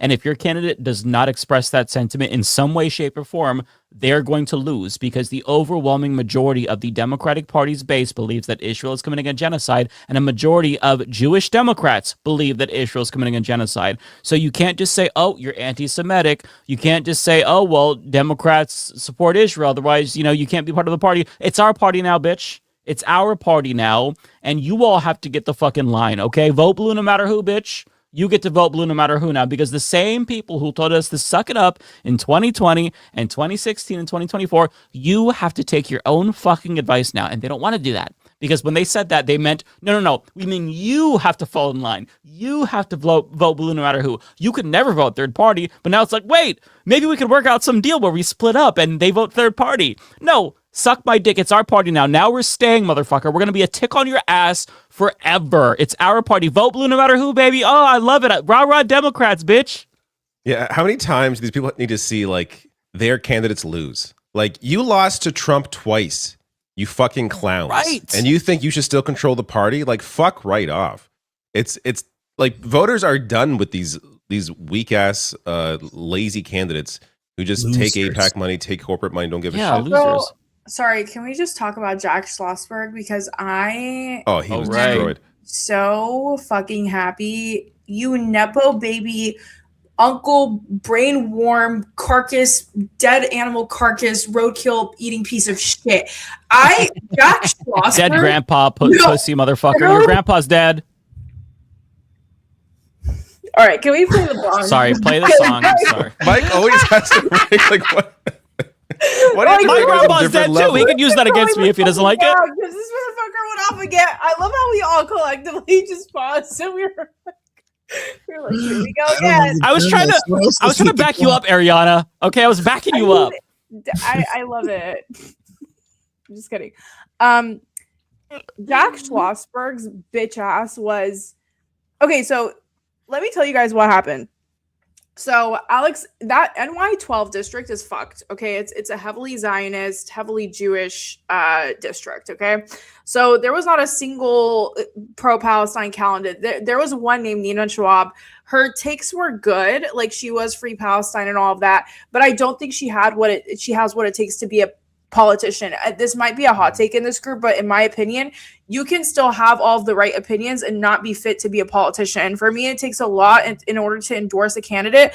I don't want good policies. I need to see you speak. I need to see you with conviction and confidence. I need to see you run a campaign that looks like you actually mean it. If you just say free Palestine, I'm running for NY12 and you're not putting in the legwork, I'm not going to support you, because I need you to do the work behind it as well. Just because you have good things to say doesn't mean you should become a congressional politician, right? You can run for something local. Anyways, that's not even the point. So there's one woman named Nina Schwab. She was pulling at 4% because, in my opinion, her campaign was very half-assed. I think her heart was in the right place, maybe just not cut out to be a congresswoman. Anyways, there was Alex Boris, another person, and then Jack Schlossberg. Jack Schlossberg started losing his mind because a bunch of creators started doing, including myself, we took partnerships that are anti-AI because AI was spending a lot of money in that NY12 race, right? Like Palantir and the founders of ChatGPT and all of that, they were pouring in millions. So we did videos that were like, hey, this is fucked up. AI PAC is spending all this money. Dude, instead of Jack Schlossberg building bridges and bringing creators together. So, for example, Zoran Mamdani, he threw joint creator events with Daria Lisa Lander and Claire Valdez, and he literally for hours they were in a conference room creating content with creators, all of the creators that were originally on Zoran's list who helped him get elected, who helped boost him during his original run, right? So they were doing all this. Instead of Jack doing something like that and coalescing creators, he started going on this rampage, and he started commissioning. I don't know if he was paying for it or not, but he just started reposting a bunch of shit about me, about how I talked about Zionism because I got paid and I didn't disclose it. Jack Schlossberg did this? Yes. He was reposting people. Wow. There were these two girls that were creating content. She literally screenshotted my video that where he says, I'm not going to say free Palestine. I'm not going to say blah, blah. I'm not going to say I support Palestine. And she was basically like, oh, this woman got paid and she didn't disclose it. and he reposted it. He was like collab posting it. And I was like, first of all, you ugly fucking piece of shit. My family just got bombed by Israel. You literally have an uncle that likes to eat dead roadkill that's literally in federal office. You've never worked a day in your life. You are worth millions. You have a fucking trust fund. You are not taking any PAC money and you still want to support Israel because you have no fucking backbone, you weak piece of shit. And instead of coalescing creators, you support content. And he literally did this with every single creator that talks about his Zionism. He alleged that we all got paid to talk about it, which like literally was not true. None of us got paid to talk about his Zionism. You don't get paid to talk about Palestine, babe. Like I hate to break it to you. That's not how the world works. It's the other way around. And so I'm just so happy when I saw that he got wrecked in that fucking race. I'm so happy. I woke up and I was like, I know he's in a corner crashing out. I just know he's crashing the fuck out. And Jack Schlossberg, you fucking deserve that loss. Fuck you. Like, honestly, instead of like, how are you a Kennedy and you lose a political race as a Kennedy? Third place too, right? Like not even second place. Third place, dude. Like not far even behind. second. Oh, I love that. You got 11% of the vote. That's 11 amazing. as a Kennedy. As a fucking, and you're a Kennedy. Fuck all of the Kennedys, by the way. Fuck Schlossberg. Fuck the redheaded one who was drooling during the State of the Union response. Fuck the brainworm one. Fuck the dead ones. Fuck all of these families who are like dynasties. Except for the one they unfairly locked away because they were trying to hide her and then lobotomize her. Yeah, she's innocent. She's the only Kennedy that's like the victim because everyone else, I agree. Every single other one of them. Yeah. She literally had some sort of learning disability, and instead of nurturing her and taking care of her because they had the money for it, they ended up putting her in an insane asylum in the 50s, and they literally put her in the bin, and they were like, she's not one of us. And they just completely like, she died in the institution that they put her in, because they're all sociopaths, because she wasn't like up to the Kennedy standard. Like, I fear you guys deserve the Kennedy curse at this point. Fuck you. Honestly, I'm so happy that Jack Schlossberg lost. I just like, and you know what? I think it's truly indicative. Let me just make this last point. I think it is truly indicative of where the progressive wing of the Democrat Party is going when someone like Daria Liza was elected and Jack Schlossberg, a Kennedy, lost, right? I think that is so indicative of where our country is going, because the legacy names, the legacy money, the legacy that people have been running on to gain these federal positions, it does not mean fucking shit because you're not resonating anymore. You are not resonating with the average person. Therefore, you're going to be a fucking loser, as you deserve. As you deserve. You deserve to be a loser, Jack. You're a Nepo baby. Why would I think you're gonna fight for me when you're fucking Kennedy? If anything, I think that stuff like actually actively hurts them now. Like we're in a time where people see you're a Nepo baby, you're part of some like legacy name. They're like, I don't trust you at all. Like you don't have any idea what it's like to be a normal person. Yeah. So any of these people are going to be hurt now. But if they even try to have some kind of life in politics, I do have. Sorry, go ahead. Sorry, you're not taking any APAC money, and you still couldn't say. Oh, also, okay, crazy thing. So that whole video with Crackhead Barney came out, which was honestly that was when his race was fucking over. And everyone in the comments was like, APAC Jack, APAC Jack, APAC Jack. So instead of addressing that, he came out a couple days later with chanting with his little fangirls, no PAC Jack, no PAC Jack, no PAC Jack. And it's like, okay, rather than answering the question, you just changed the slogan.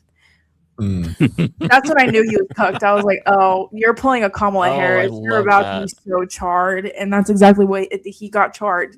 You know, one thing that I'm noticing is for all the bemoaning of Democrats that we do for how incompetent they are against Republicans, it really is to our benefit these days because we can wipe them out easily. They don't know how to adapt. They don't know how to reset their NPC talking points. It's just, oh, anti-Semitism, you're anti-Semitic, or you're racist because you're running against somebody who's a person of color, even if the person who's challenging them is a person of color. They don't know how to adapt, and it's very clearly not working, but they're still unable to change strategies. And for the first time ever, Democratic Party weakness is actually working out in our favor. And it's not just like an institutional thing. I need people to understand when I talk about Democratic Party weakness, it's something inherent in their being. Like, the party has been run by people who just don't have spines, or if they do have spines, they're made of jello. So these pussies are going to get kicked to the curb and steamrolled, and they're going to cry about it, but it doesn't matter because we're going to take over and they're going to have to shut the fuck up and vote blue no matter who. And then we're going to rig it against them when we have the primaries, when we're in control, like they did to Bernie. But speaking of Democrats, this motherfucker, who is the favorite person of Ariana, so I didn't watch this whole thing. I don't know if it's super copy, but he's not happy because, three socialists won. Actually, I didn't hate what he said here. He was actually kind of right, to be honest. Okay, I fucking hate Van Jones though. Like, he can eat a dick, but I actually like it in the most non-offensive way possible. But I don't. I mean it both offensively and inoffensively. He could eat a dick. Okay, Choke yeah, on it there you even. go. All right, the gay person co-signed. I'm just saying, like, Yeah. I didn't want to be offensive, but I hate him. Well, yeah, no, I totally agree with that. So here's the smarmy prick, Van Jones. Well, New York City matters because the two most exciting left-wing candidates are here, AOC and Mamdani, but also this is the stronghold for the establishment, Schumer and Hakeem Jeffries. This is a battle between the establishment and this insurgency, and the roof is collapsing on the Democratic Party establishment tonight. If Mamdani gets a hat trick, 3 out of 3, this is a new era for the Democratic Party, and you can't write off New York City because this is the place where both, it's the power center for the establishment and the insurgency, and they're going head-to-head tonight. And right now, this is no longer a movement. This is a movement and a machine at the same time. There's just no way to sugarcoat this. If Mamdani pulls off a hat trick, is a new era in Democratic Party politics. Well, and if you're a moderate Democrat who's on the election, who's on the ballot this November, Van, I mean, they're all going to get asked about the positions that we're hearing from these other fellow Democrats. Well, look, I think, from our frontline Democrats will be able to make their case for themselves. I think they'll be able to do okay. We got a lot of national security Democrats in other parts of the country, but this is a big Democrats. deal tonight. Weird way. And I think that look, I don't know what you want me to say here. This is a straight up battle between the establishment and the insurgency, and the establishment is getting its butt kicked tonight in New York City. No, say it correctly. They're getting their cheeks clapped. Okay, you have to use our rhetoric now because we're in charge. Okay. It wasn't the worst Van Jones take on earth, though. Like, he's had way worse takes. I agree. That was I was not expecting bad. something worse. Yeah. I'm telling you, that one wasn't like, oh my god, what the fuck is this? Oh my god, it's crazy. What the fuck? Yo, how did you do research for this? I don't know how you find the most obscure things on like the leftist corner of the internet. I wouldn't call Fox News obscure necessarily. One last thing before we move on to this. Van Jones, the reason why I think he made a more astute, inoffensive point is because he knows we're all watching and we are Van Jones. So he knows the second he gives a little hint of emotion or just a whiff of anger about the results, we're going to really milk that shit. He's become a lol cow and he knows this. And so he's trying to be cautious. And that's good. We want all of them to be afraid of us. Every single one of these disgusting cretins who support genocide should be afraid of us because it's our party now. And they have to abide if they want to stay in it. Okay. I have not watched this yet, so I don't know what he's going to say, but I can guarantee every single thing that comes out of his cocksucker is going to be insane. And the rest is stolen. Now, it's not just foreigners voting commie. These liberal women, they get the college degrees in sociology. They move into Manhattan and they can't get a job. Shocking. So they can't afford rent.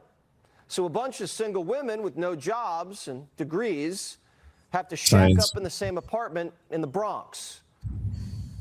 And they've been taught in school America's evil, so they get angry. And they vote communist to get revenge. They call these women downwardly mobile. And they're going to take the whole city down with them. But we're not going to let them do it. And the rest is stolen. Oh, actually, they're taking over the city. The single cat ladies, as they like to call them, they're taking over the city, and we're going to help them. The cat dads and the cat dogs, or the dog dads, whatever the fuck, all the people with pets who you like to degrade, even the people with kids, we're coming after you because we're all commies. We're all commies now. And in 2028, you motherfuckers are going to vote for the fucking immigrant, trans, commie, outer space fucking alien that we elect. We're going to elect the most crazy fucking person that drives you all insane, and we're going to force you to vote for them. Fuck you. With infinite pronouns. Infinite fucking pronouns. You won't even know how to address them. You'll be so fucking confused. Your head will be spinning. Also, if Mamdani was so terrible, then his endorsements would have hurt the candidates. Clearly, New Yorkers like him, so those Not just him, endorsements hold Hassan weight. Piker too. I don't know if you guys saw Yeah. that, but Daria Lisa, like she was not doing well. She got establishment. I met Daria Lisa 2 weeks before she got establishment recognition, which was Zoran, and her campaign was struggling for most of the time. She joined the race late. She was obviously much more socialist and abolitionist than all the other candidates.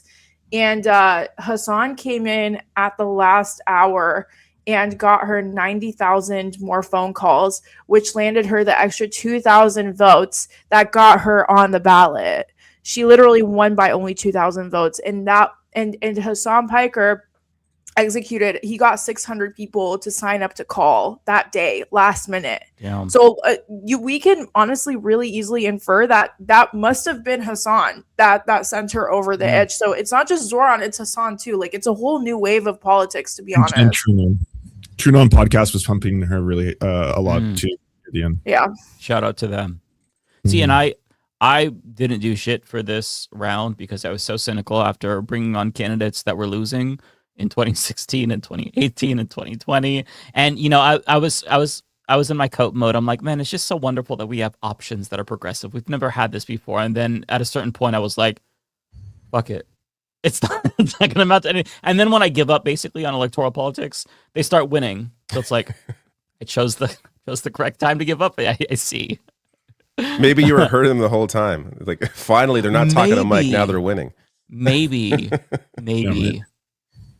Okay, so this clip, it took place before the election, but what they say here, I'm sure most of you already saw this. This woman, she says stuff that is out of pocket, but it's when Harris Faulkner comes in, she hits us with something out of left field that made my fucking head pop off my shoulders. Congress and all of these progressive candidates, you're right, Harris, they outnumber the regular Democrats because that is the Democrat now. In fact, maybe we should stop saying the qualifier Democratic. They are just socialists, They're just and that means Democrat. Well, and I think sliding into communism, forgive me one second, David, because I want to hit on what you said. This sounds like the moment just before Hitler moved in. Because Jews were told, you know, so first they were to wear the star, first they were to give over parts of their No, it was I'm like not a mob supposed to. taking over, and it seemed to be very slow. And then the next thing you know, they're being marched out of their homes and put in holding camps at first, and then they would be, and then it got worse and worse and worse. Okay, I have to stop. I have to cut her off. You guys are the Nazis. You are the ones setting up concentration camps around the entire country. You voted for Donald Trump, who basically ran a campaign where he was like, I am Hitler. And now they're saying, oh my God, they're fascists. They're Nazis. It's crazy to me that the start. They're like, it could start. You never know. It feels like it's vibes, right? It feels like the start. Oh, it's like you're actually doing it though. There's no way she believes this. There's no way that she believes this. As the party on the right goes to the far right. Like the Republican Party compared to any other European party, maybe that's changing because they're all becoming more far right, but like the Republican Party is off the fucking spectrum politically speaking, and they have the audacity to chastise us for our extremism when every other fucking country in developed countries, they mostly have socialist parties. It's not like controversial. There's communist parties in Europe. It's not controversial. The fact that there's some democratic socialists who are basically social democrats that are finally winning, and that's like the biggest scandal ever when they just let Nazis take over the country is fucking insane to me. Like I refuse to believe that she actually thinks this. There's no way.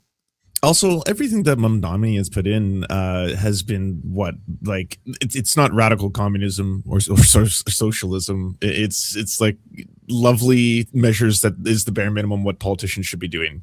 You should be holding, slumlords accountable. You should be taxing massive corporations that defraud you. That's what a functional government should do, and it's being passed off as so that's radical communism, right?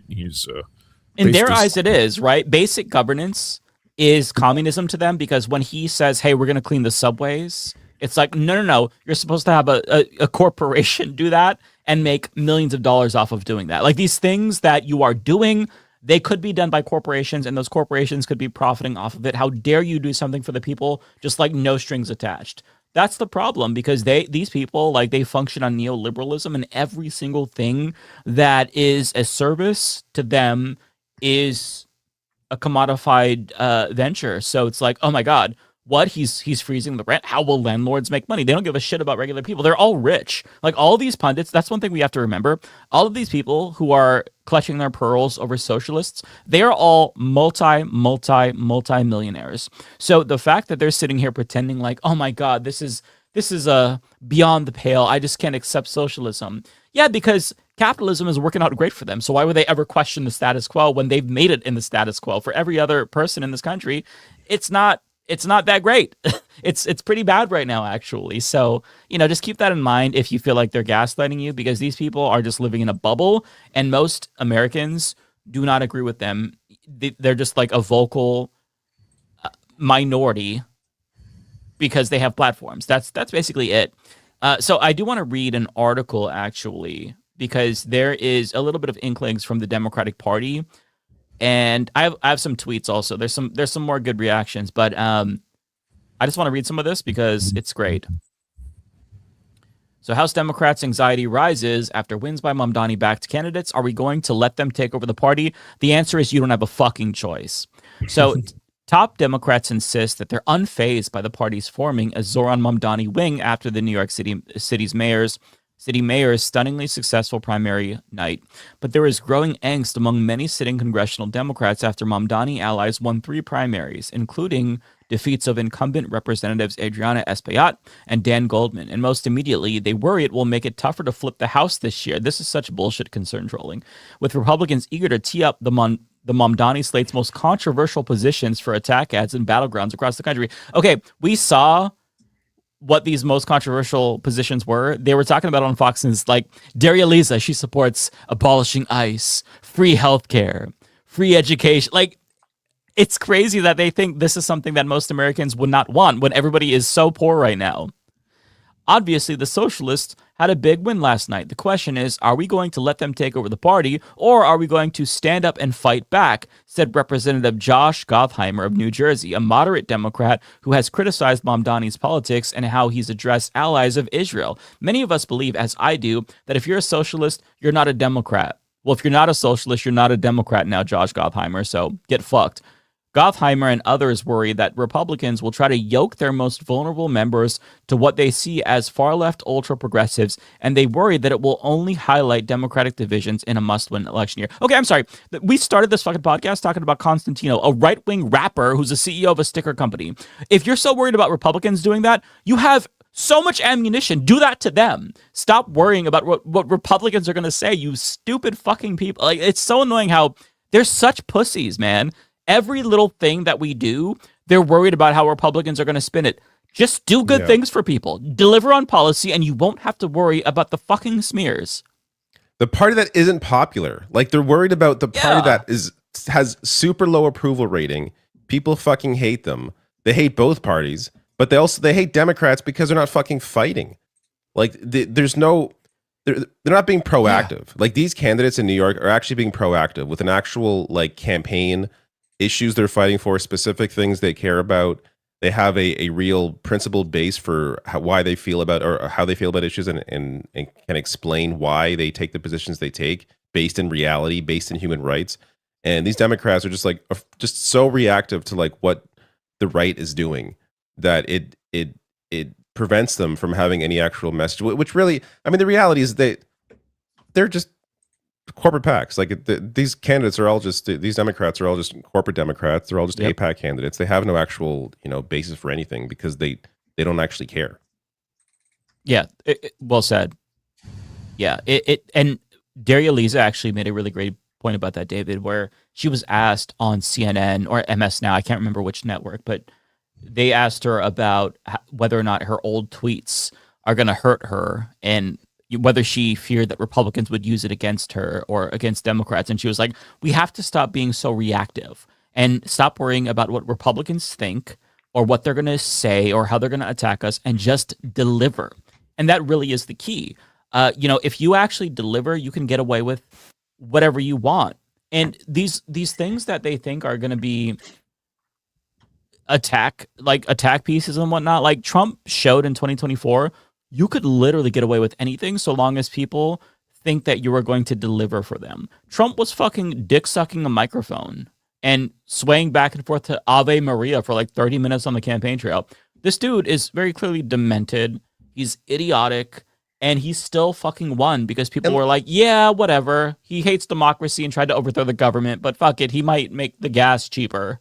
Yeah, which is why like all these, like if Trump has, if there's one benefit of Trump being the president or having been the president, it's that the idea of old tweets hurting a good candidate, I think those days are gone. Yeah. Like, you can no longer be like, oh, look at this tweet where she said she wiped her hands on the American flag or where she said fuck Kamala Harris. Yeah, well, how about fucking Donald Trump having a UFC fight on the White House lawn?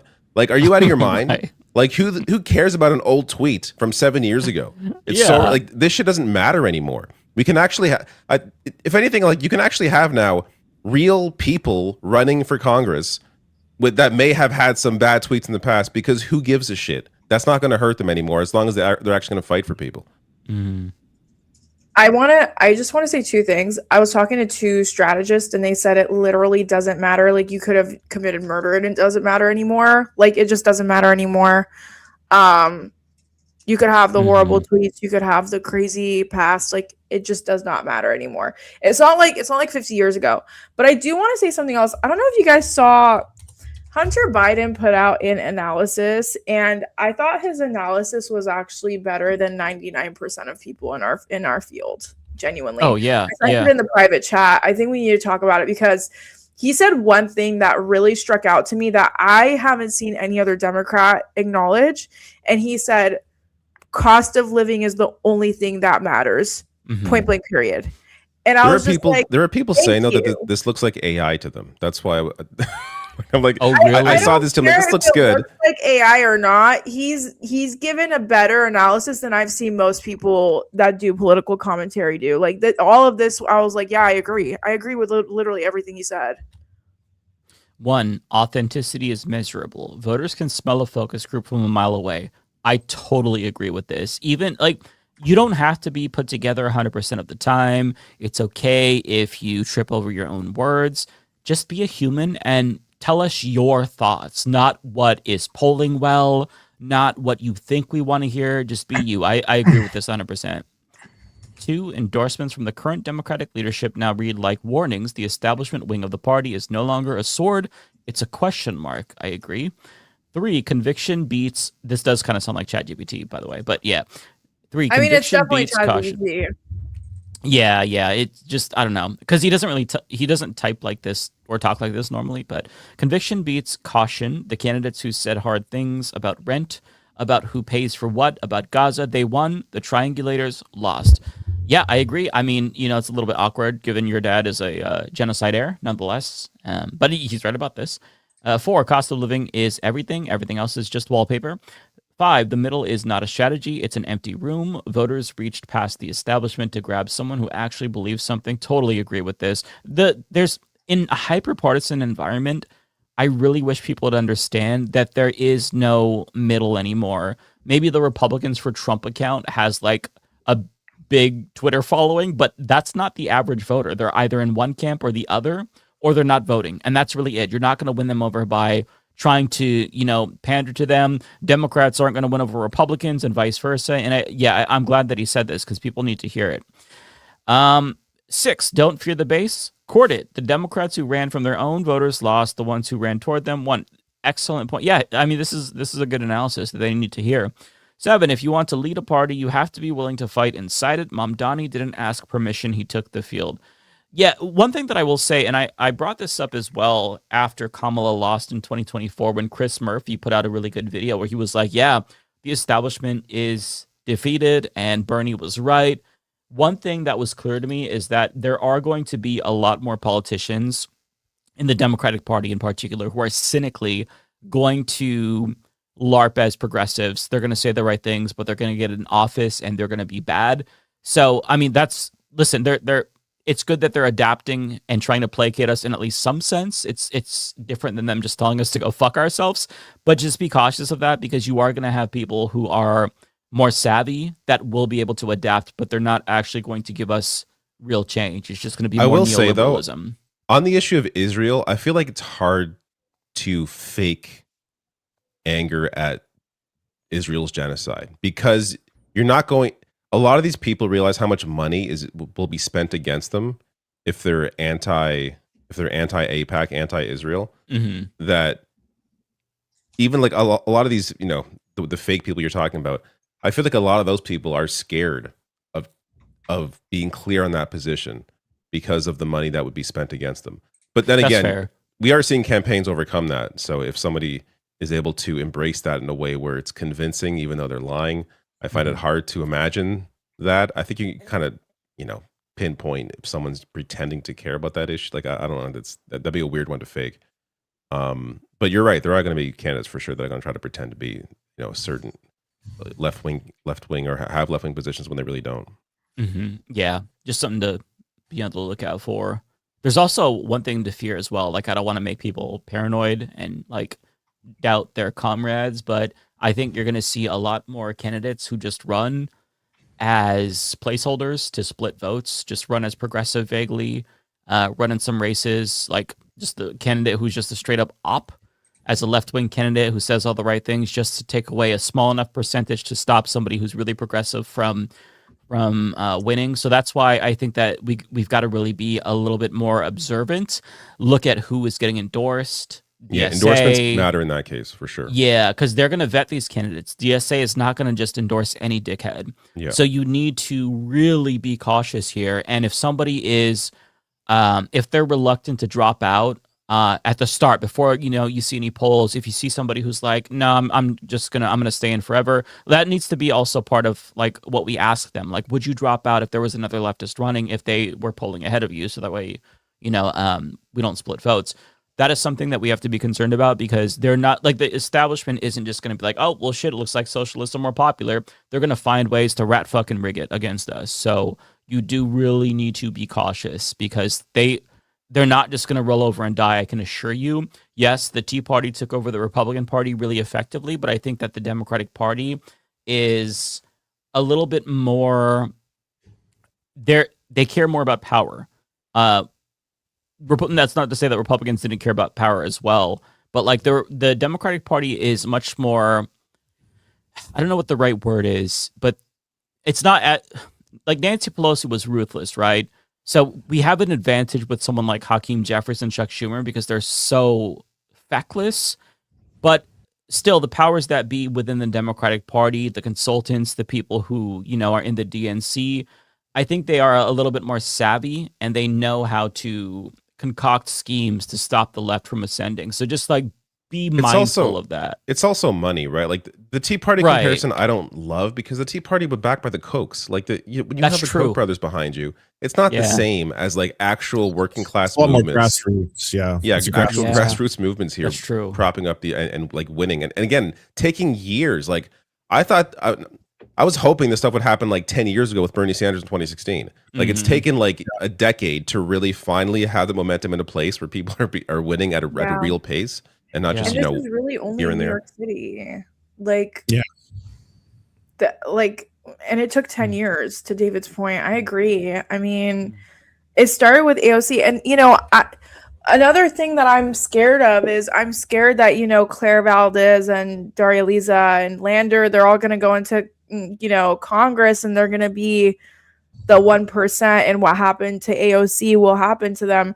I'm not an AOC hater. I still think she's much better than 99% of people in Congress. That's why I've never made hate videos about her. There's much worse people that I'd rather spend my time on. But we're still it's still an uphill battle. I don't really know any other time in history where we could really like compare this to be honest. Maybe the labor union movement that afforded us the 5-day, but even that was more of like a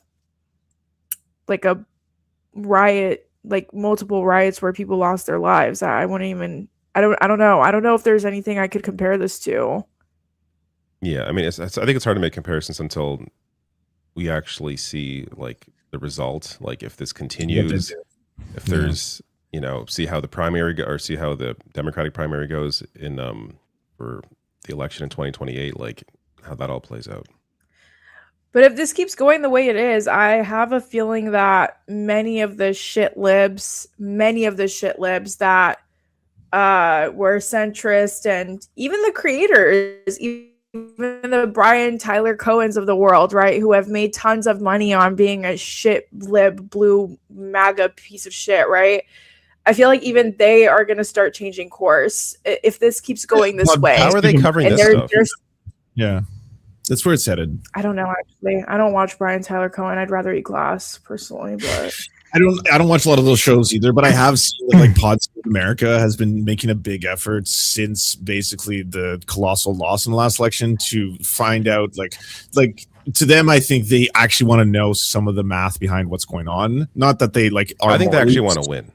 Yes, Yeah, that's like, right. It's they, I think they've changed. They have changed for sure. This is where the public's at. Are we not going to meet them halfway? And then the reality for the Democratic establishment is like, no, the corporate power is what's more important, and as like a lot of different mechanisms that are tied into this. So, although the guy John Favreau, there's two Johns. The one with the brown hair. Be cautious of that dude because he is on the board of a group. It's an interest group specifically to lobby against Medicare for All, and they cooked up a bunch of talking points for, like a watered down, not even a public option. Actually, if I'm remembering correctly, it was just things that politicians could say when they're asked about Medicare for All. Specific talking points that were actually used by Kamala Harris. By the way, I have no idea if there's a connection there, but like she was using the things that they had in their talking point. Their talking point list, so just be cautious because that dude might actually not be serious. I think. I'm not co-signing anything they're saying. I'm just saying if you're like analyzing media from a perspective of how they've changed their tone on the specific issue, they clearly are trying to be like, what's wrong here? Why are these why is the Democratic base so out of touch with the politicians and the things that they're saying? Like this contrast is like clearly different than a lot of other issues, right? Yeah, totally agree with that point for sure. You can't ignore it. Yeah. Okay, so this is one thing that was also talked about a lot. Jamie Harrison, this is the former DNC chair. He, just for those who don't know, he lost an election and then was promoted to DNC chair afterwards. He was defeated by closeted homosexual Lindsey Graham, and then he got promoted. That's what happens, or that's what did happen in the Democratic Party. You lose an election, you get promoted. You fail up easily. But he is taking the triple wins very, very hard. He writes, I say this with no ill will or animosity. That's a lie. If you hate the Democratic Party, then please don't run for our nomination. Yet, in the event you were to run third party with the same policies, he would lose his fucking shit. And the Democratic Party goes out of their way to kill third parties, stifle these campaigns, sue to get them off the ballots, make sure there's no chance of them appearing on a debate. So it's like, okay, well, do you want that or not? If you want that, if the Democratic Party truly wants us to fuck off and form a different party, then we need ranked choice voting in every single state. We need to actually have electoral reform, but they don't want that because they know that they would lose power. So what they're saying here is complete fucking bullshit. It's contradictory. They don't actually believe it. They just want us to acquiesce. They don't want to be the ones to acquiesce. They're used to us falling in line and just going along with whatever they want. And they don't like the idea that they're the ones who have to kowtow to us. But he says, don't use our resources. Don't rely on our volunteers. Don't use our infrastructure. Don't ask Democrats to invest their time, money, and energy in your campaign. Okay, well then, Jamie Harrison, how about this? Don't fucking text me your dumbass candidates asking for $5, asking to fight Donald Trump. Every fucking day I get like 18 different text messages. It was really bad under him when he was DNC chair. Lose my fucking number. Don't ask me for money. Don't send flyers. Like, what are you talking? Like, there's two parties in this country, okay? So you're either in one camp or you're not, effectively, if you want to have any power. So you don't get to just say this, oh, well, if you don't like the party, fuck you. It's like, this sounds like the Republicans who are like, oh, you don't like America? Love it or leave it. Like, that's what he's doing, but it's the Democrat style. Love it or leave it. No, fuck you. How about you leave it if you don't like what we do, because we're going to take over the party. Focus on building the party you actually support. That's what we're doing. Political parties aren't perfect, but they're built by millions of people who knock doors, make calls, organize meetings. And who do you think does this for candidates in your party? And fight for the values they believe in. If you don't believe in the party, then don't ask its members to carry you across the finish line. Okay, bitch, lose my motherfucking number then. I don't need the text every 5 minutes. Yeah, like, what is this about? Like, the voters chose these candidates. Like, you look at any poll on any issue, the voters side with where these candidates are on those issues. Like, you are the one here as the loser who lost to Trump. Like, this is the reason why this guy's no longer the DNC chair. He's a fucking loser. Like, complaining about where the party is, that the party's finally recognizing, like, at least some members are finally recognizing voters. Like, it's just so insane. Like, I don't, how do people get off doing this? After you failed twice with Donald Trump, like, you've proven to people, proven to your own members, you cannot win an election. It's time to let go, like, move on. But fundraise. That's it. In their mind, losing an election means, oh, this means I get a different job. I get a pay raise. Like, that's how they've been conditioned. That's how right? it's been like, so far. Yeah. Yeah. I lost. Or a fundraiser, then it's like, we have to work twice as hard to take down Trump. Help us fight fascism by dancing and donating to our campaign. And you're like, yeah, Jesus. the fucking text messages we get from the DNC. I shared one that kind of like popped off on Twitter, where they sent this text. It was from the DNC saying, "Don't regret being in this." It was like last year during the Doge things. And it was like, don't look back at this moment with regret, wondering what you could have done. Don't regret. Like, it was basically putting the onus on voters. And this was like, it was fucking insane to read that. And it was during the height of Democrats getting chewed out across the country at town halls. And then they send out this tone deaf ass text message at that time saying, don't look back at this and regret. And then they're asking for money. It's like, hey, motherfucker, you better do something. Give us money. Like, it's a shakedown. Like, well, is this a political party or not? Like, what's happening? This is insane. I will say, I got to give credit to Chris Murphy. I think that I don't trust him at all, but I think he's much more savvy than regular Democrats. And he responded to this with a pretty logical response, and really the sentiment that any Democrat who's elected should express if they don't want to piss off the people who they need to get elected.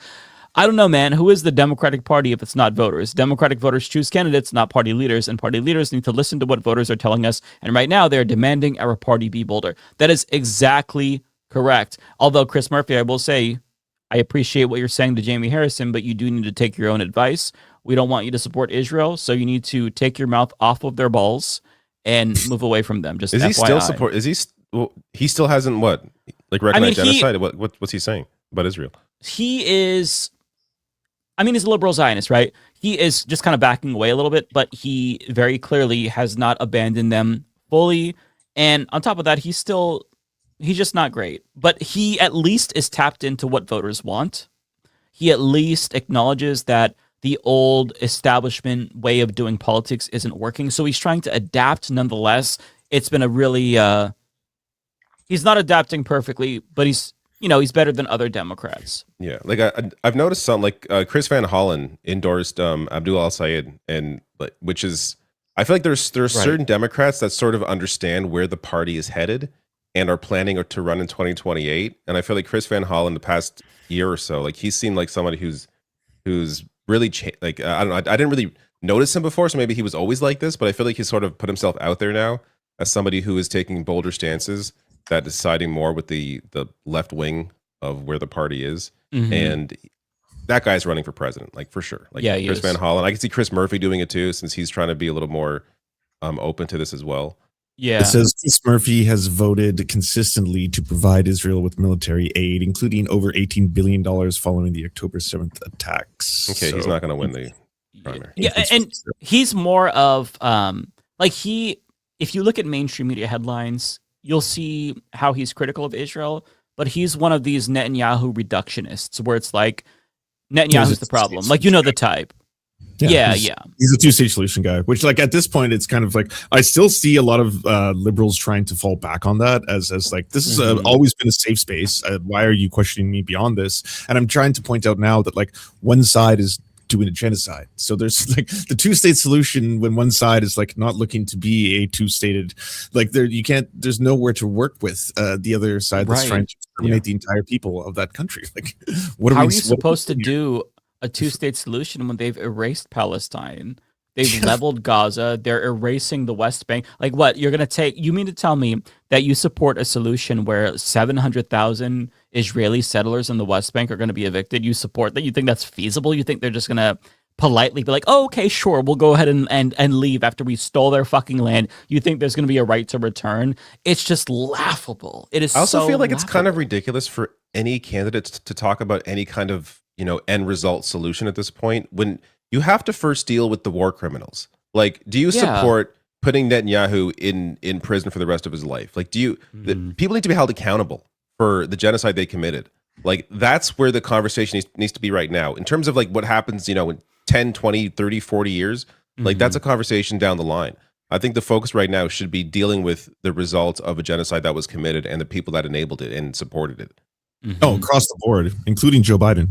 Yeah, Joe Biden, Donald Trump. There needs to be accountability across the board. Tony Blinken, Mark Carney, Justin Trudeau, Keir Starmer.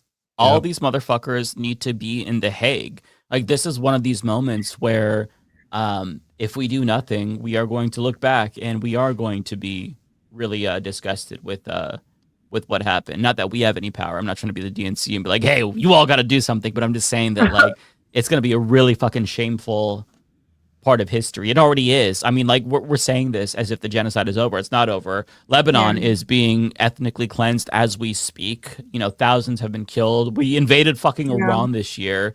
So it's just, it's a really dark time. And if there isn't accountability, then nothing else matters going forward. And I think that one thing that does stick out to me is if you're a shitty Democrat on policy, but you're just committing to fight and you're like, I'm going to put Donald Trump in jail, you might shoot to the top of the ticket just because that is important. And it would be hard to argue against that just because how do you even go forward if you don't start with holding these people accountable?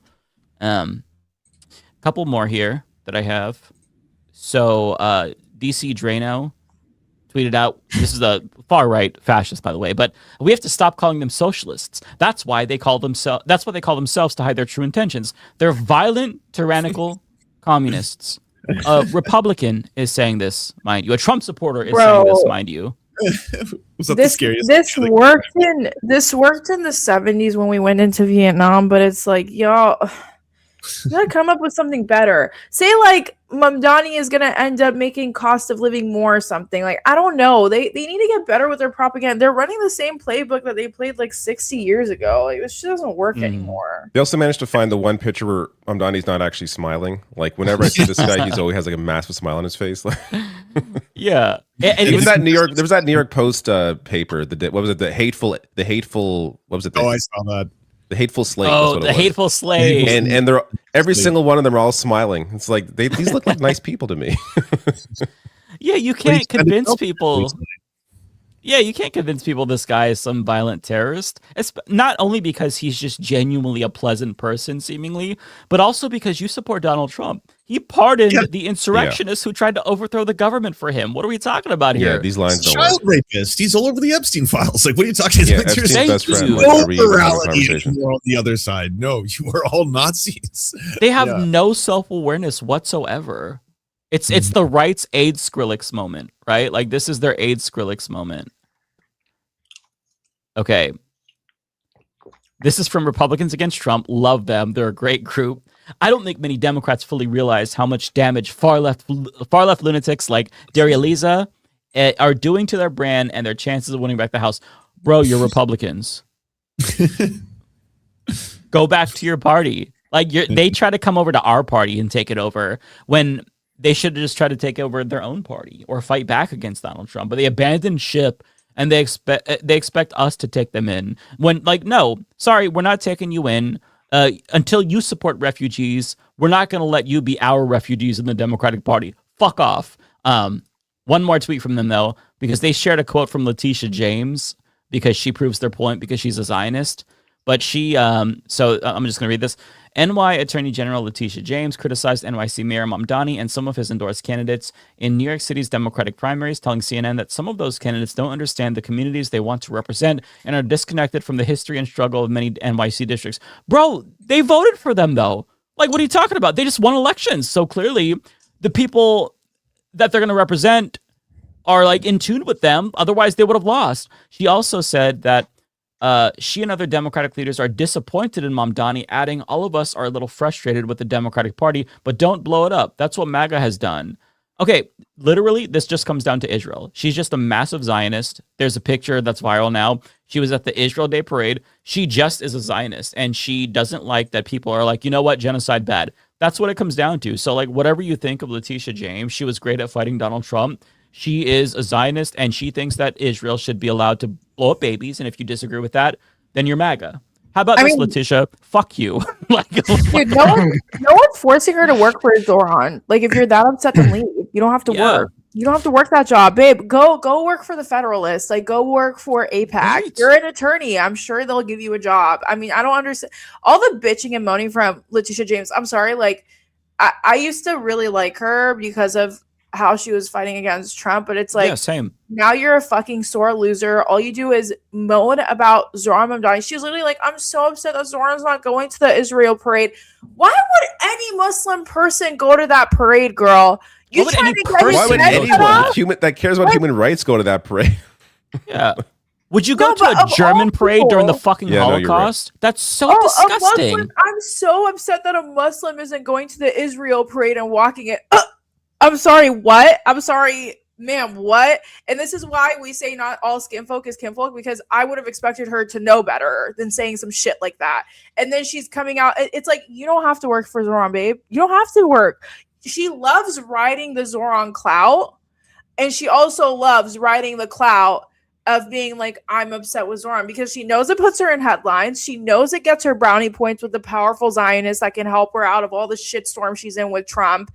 But it's like, I'm just so sick of her ass. I'm so sick of her. Like, if she says she's disappointed by someone, bitch, I don't care. I don't care. Your opinion is moot. The minute you held that fucking Israeli flag, you're gone. You're dead to me. Like, you're gone. I don't give a fuck. You're holding the flag of the modern day fucking Nazi country. Fuck you. You're not the bad guy for avoiding the Israel Day Parade. You're the bad guy if you are marching in the parade of the country committing a fucking genocide. And the fact that these people cannot see that, it says more about them than us. Like, the fact that, like, if a Zionist is saying that you're a bad person, that's the biggest fucking compliment ever. And by the way, speaking of Zionists, I forgot to bring up this one.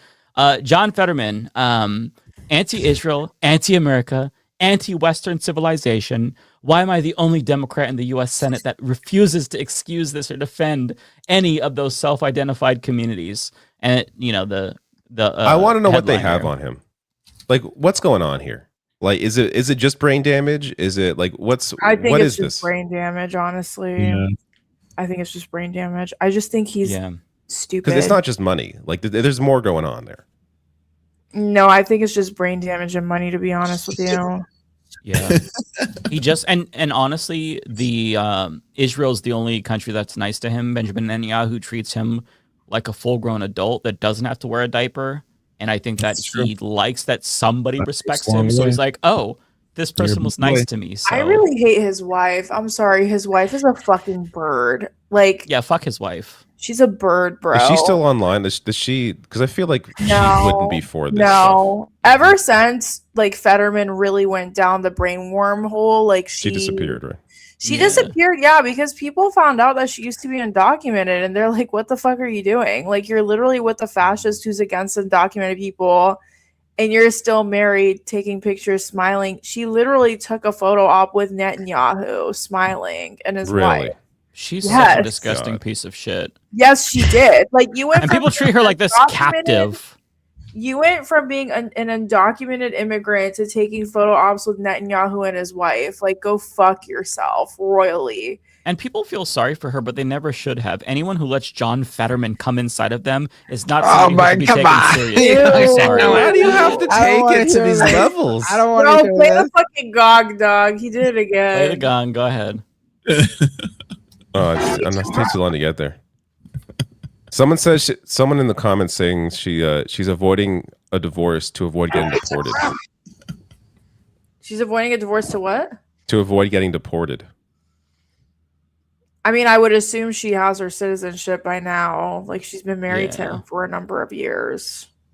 I'd assume. Yeah. I don't think it's that, y'all. Like, listen, I'm Iranian. I know many of people who have brought fiancés and shit from Iran here. Getting a passport in your paperwork for marriage is literally the easiest way to do it, genuinely.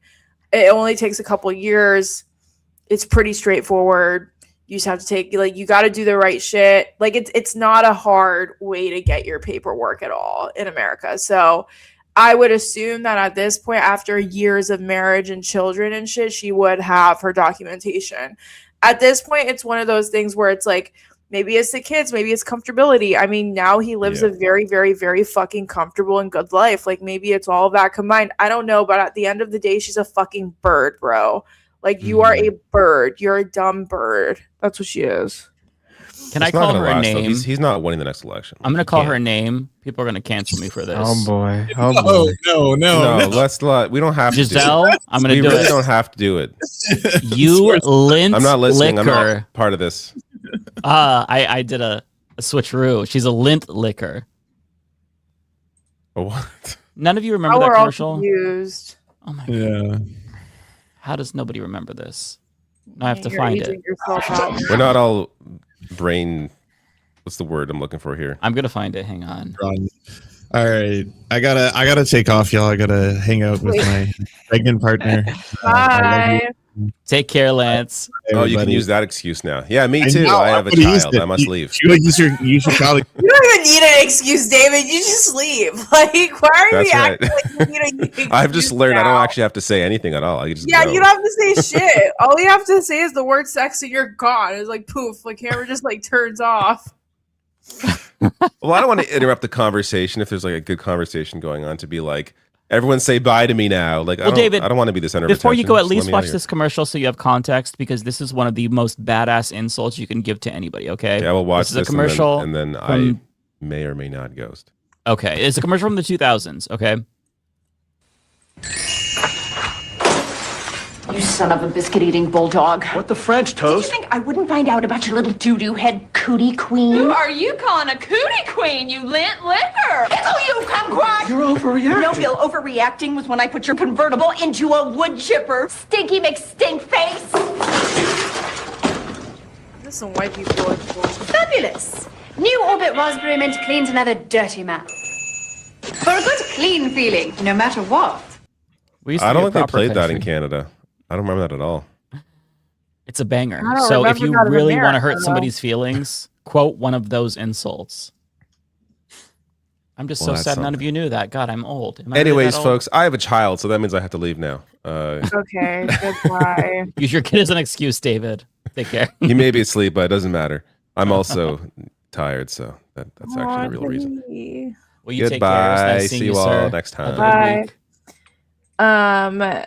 we should, before we head out. Actually, I don't know when you guys want to head out, but before Head out. We're doing. We're gonna do super chats. No. I know, but before we like mentally head out into super chats, I feel like we need to watch that clip of Usha and JD Vance real quick.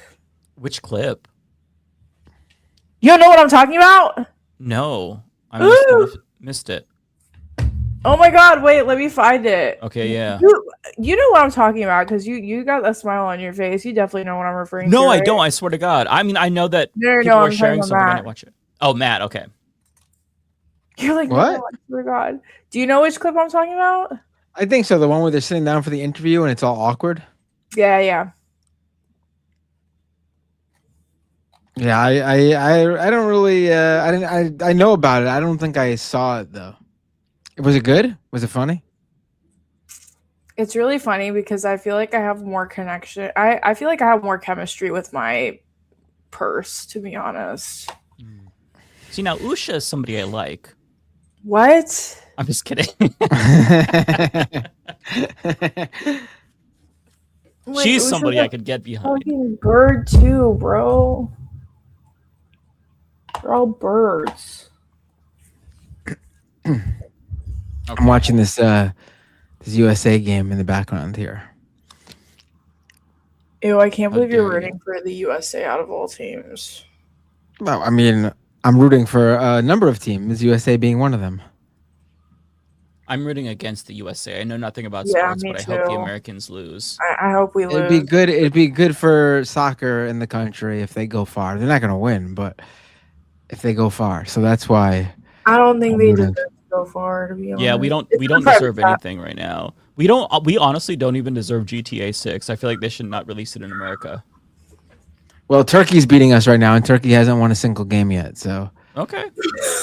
Go We love to Turkey. hear that. Yeah. Okay. That's right. Today's special reader is my husband, Vice President of the United States, JD Vance. Thanks for joining us today, honey. Of course. Good to see you. Oh, this is weird. What the fuck? That's right. What is this? What I did even not see is this. Yeah, I did not. I did not She realize. does these like child reading segments, and she brought her husband on, and then Pat went viral because everyone was like, "What the fuck was that?" Like they have no. Very weird. Pat's their partner on the leg like that. They're a very pregnant partner. I feel like they must have gotten into an argument before this or something because it was just like so weird. That's honestly disturbing. I want to know, what is this though? Because does she have a podcast too? I'm assuming she has a podcast. Who doesn't have a Story podcast? time with the second lady. Story time. Oh, well, maybe if she's reading some good books, I'll check it out. Okay, give me 1 second. Okay, do we want to do super chats? Yeah, can I go first? I didn't get that many. Yeah, sure. Okay, let's go. I'm gonna speed rail through these. Okay, I don't Looney know, Tunes. Russell. It starts Give off me with Looney 1 Tunes second. $4.99. Oh, okay, thank you. Looney Tunes. All right, Looney Tunes $4.99. Thank you so much. If you were at the same party where Emma Vigland was drunk as hell with Hassan, hope you got some pics to show. Honestly, after the Knicks winning and the multiple World Cup games, and like we have literally been out in the streets cockroaching every single fucking night. Different Cockroaching? Yes, I've it's a never term heard that turn of phrase. I came up with it, and I'm very proud because one morning I was up until like 4 a.m. walking around near Times Square, and I saw a bunch of cockroaches, and I was like, "Oh my god, I'm cockroaching because I'm brown and I'm out in the middle of the night." Okay. That sounds racist against if you yourself. want to, Ariana. yeah, if you want to call yourself a cockroach, I mean, I guess I'm not going to argue with you. Actually, I invite all other brown people to join me. It's a term I coined. So whenever I'm out in the middle of the night and I'm like scurrying the streets trying to find a bar or something, you know, I call it cockroaching. Anyways, Sure. If anyways, it's been, Yeah. Ariana, that is offensive to me for you. I have more offensive takes too. I think Middle Eastern people need to reclaim the word terrorist. I agree with that, actually. Like, I want to actually walk makes up to a sense. Middle Eastern person and be like, "What's up, my terrorist?" And I want it to be completely normal. I see. I would prefer if Middle Eastern people called white people terrorists. I think that'd be amazing. Yeah, but that's not reclaiming though. That's just like Yeah. passing it on to you. I need us to reclaim it. That's my Yeah. subway take. No one's allowed to steal it. Okay. Anyway, sorry. I was out in the street so much. I was honestly so just like I'm an introvert. I've taken multiple personality tests. I'm an introvert. It's very hard for me to go. Are you really? I wouldn't have expected I that. am. Oh, Yeah, okay. yeah. I've taken multiple personality tests, and every single time I come out as an introvert. So like engaging with people and socializing with people, it takes a lot of my own energy.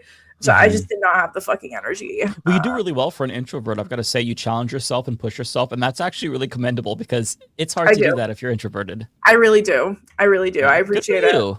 Good for Thank you. you. I appreciate the acknowledgement. Thank you. Yeah.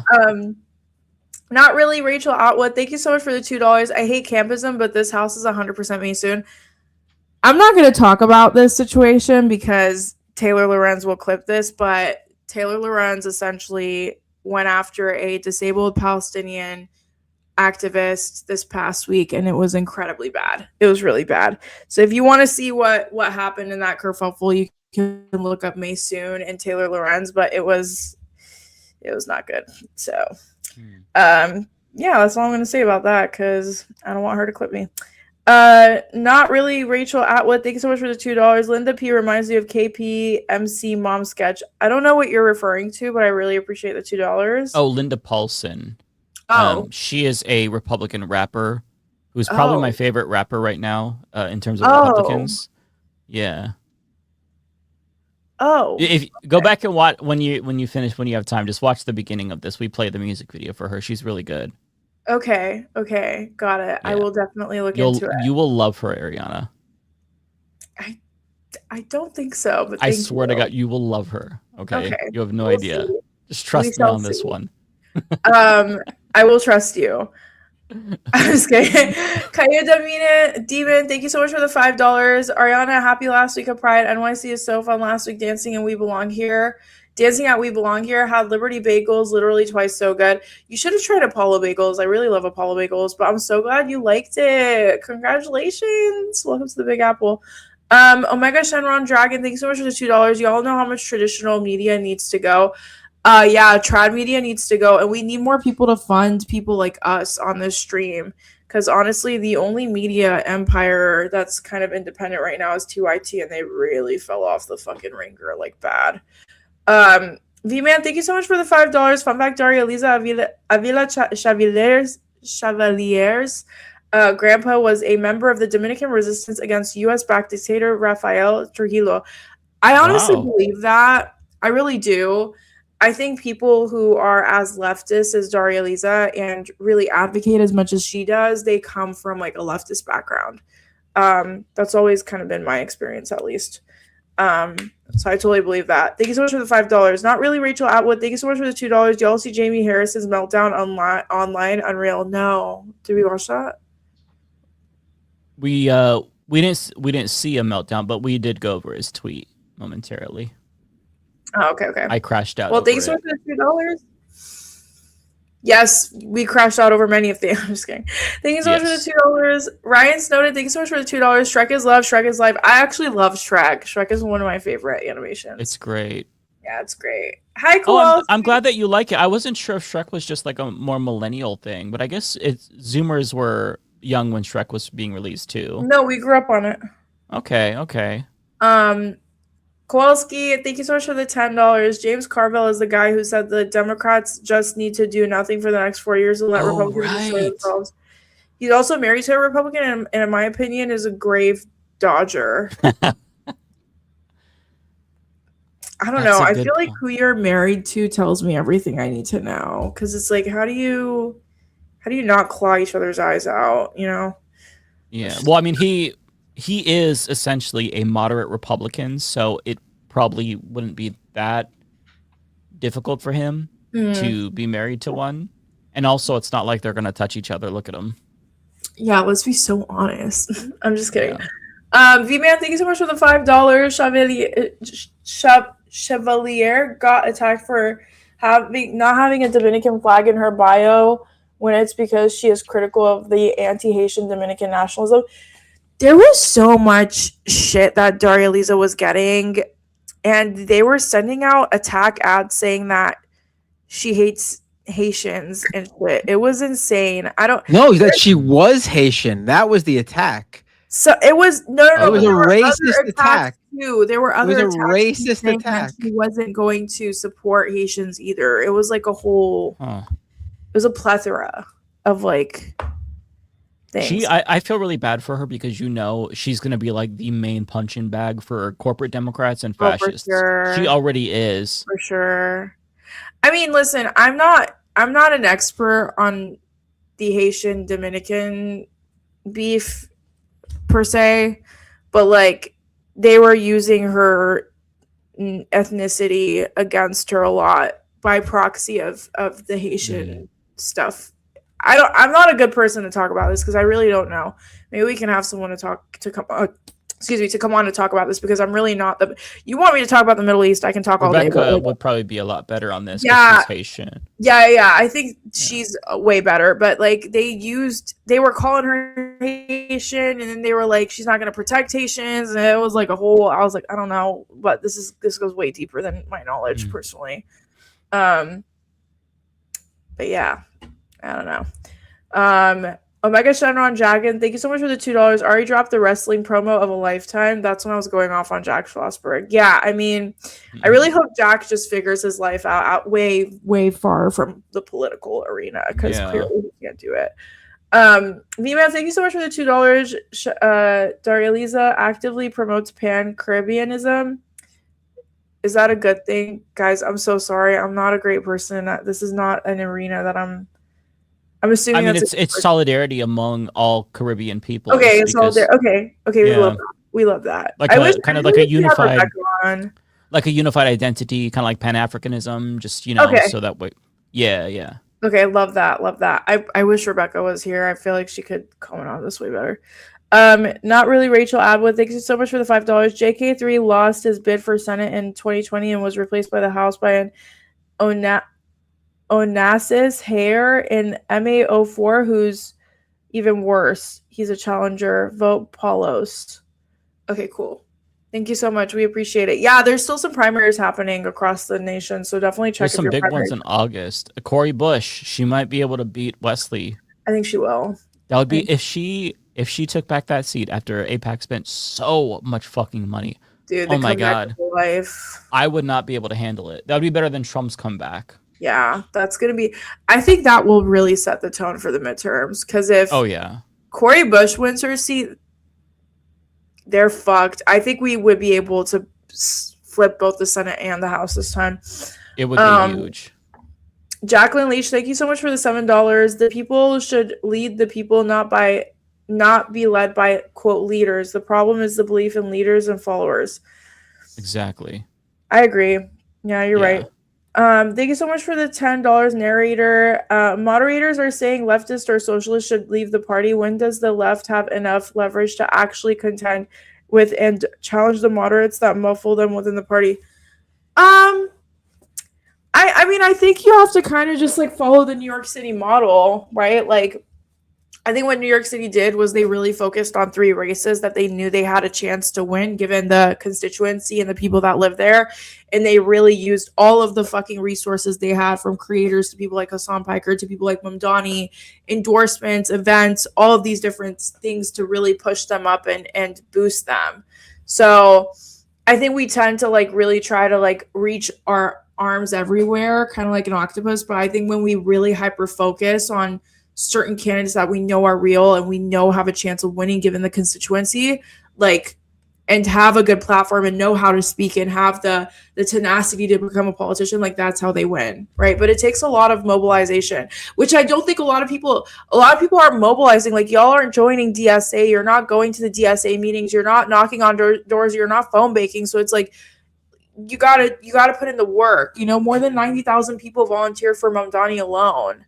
That's a lot of fucking people, That's without the content creators or all the other people from outside the city that helped him too. So one quick way to do this is, and I hate to say it because like I don't want to hyper focus on the presidential race, but if like a progressive were to run for president and they won the nomination, they would be able to take over the apparatus. So they would they would be able to really change things structurally, or at least have more leeway to do that. That's what Obama did when he won, and his decisions were very bad. He didn't really focus on state politics, and it led to the loss of 1,000 seats across the country. So if somebody got in like a progressive figure, I don't know, Van Hollen, AOC, Ro Khanna, and they chose to invest in local more and do the opposite of what Obama did, then that could really change. Because if you have a progressive pushing progressives across the country, then moderates might just feel pushed out, and maybe you get like a Democrats against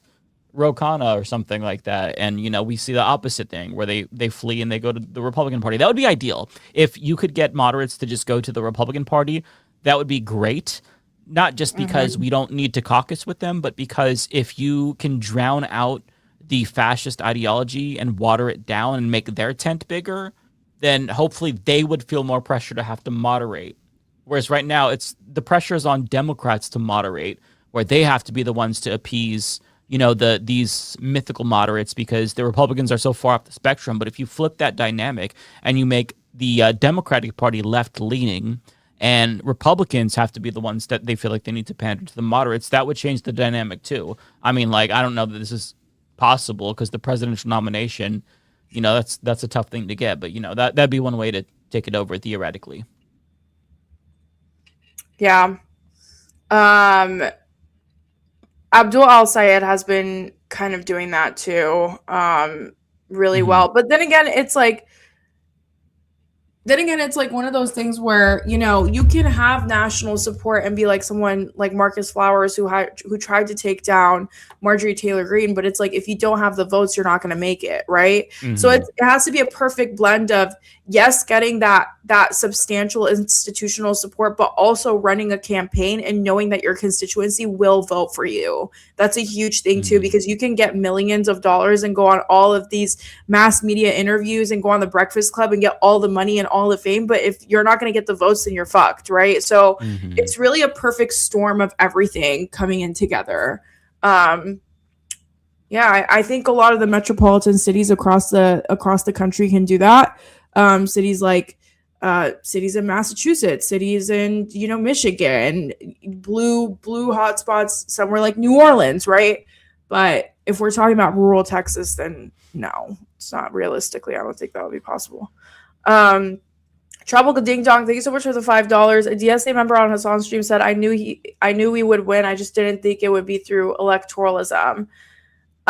This is getting our house in order. I mean, yeah, a part of winning is having those representatives that can speak for you, right?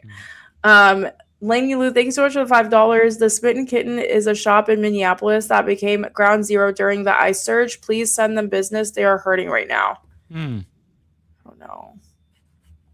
I need to look them up. Good shout out. Yeah, I've never heard of them. I'm not in Minneapolis, but it's nice that you're kind of giving them a spotlight. I'm trying to look them up. Okay, I got the link if you want to send it in the main chat for everyone. Okay. Oh, sure.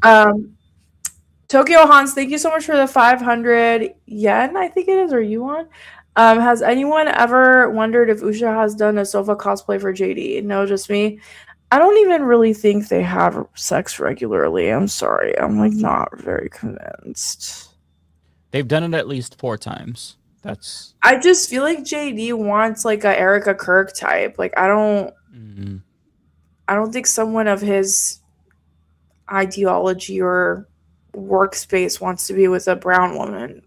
There's definitely more chemistry between him and Erica Kirk than him and his wife. I will say that. I think so, because that pat on the leg, like that was a bit insane. Sorry, that's the pat that you give to the person who you haven't like slept in the same bed with for months because you got into an argument and she kicked you out or some shit. Exactly. Like that was giving like a chief of staff forced us to do this, not like hey there, buddy. Yeah, like that was insane. Parker 402, thanks so much for the $5. US is losing to Turkey 2-1 at halftime. That's really fucking sad. Shout out nice. That's crazy. Shout out to the person in the front row behind one of the goals with a Palestine flag. I love that. Yeah. Yeah, I love that. V-Man, thank you so much for the $2. I'm quite knowledgeable on the topic. If we talk about, I don't know, if we have like an episode about the Caribbean, I would love to bring you on. Yeah, V-Man knows his shit. Yeah, V-Man does know his shit. I feel like we should bring him on if we do talk about the Caribbean. That'd be fun. I just like to acknowledge when I'm not knowledgeable on a topic. Oh yeah, it's a big world. It's we're not going to know everything. We mostly Right. stay in our lane when we don't, which is right. smart. Like I talk about news, and I've talked about news in Haiti and the Dominican Republic, but like when it comes to the inner caste systems, like I don't. The geopolitics is something that a lot of Americans aren't really familiar with when it comes to like the Caribbean and whatnot. I do know about their history and the Taínos and, you know, Christopher Columbus first landing in the Caribbean and essentially wiping out all Taínos and then like bringing in slaves and all of that. Like I know all of that, but like the racial structure, the racial social structuring is something that I'm not quite equipped to speak on. Not really Rachel Atwood. Thank you so much for the $2. Don't forget about Massachusetts. We're still here. No one's forgetting about you, girl. But I agree. Yeah. Don't forget about Massachusetts, chat, or else Rachel will come after you. I'm just kidding. It's when I don't know when their primary is. I know it's coming up. I don't know when though. It's Arizona's coming up. It's like a couple of states for sure. But yeah, anyways, chat. I love you all. Tonight was so fun. Thank you so much for having me. I'm starving, so I'm gonna go get some food. Have a great night. You too. You take care. Yeah, bye. Bye, chat. Bye, everyone. Okay. Did you want to go first, Matt? Sure. Let's do this. We got Tokyo Hans with a member for 35 months super chat. Grats, New York. Yes, absolutely. The Bay photo with a $5 super chat. Read in Mickey voice. Okay, I will. Remember, kids, John Roberts still insists his court is principled and nonpartisan. So don't you go making a fuss now. That was amazing. I was a little bit off. I've done better. I think it was great. It was a decent go at it.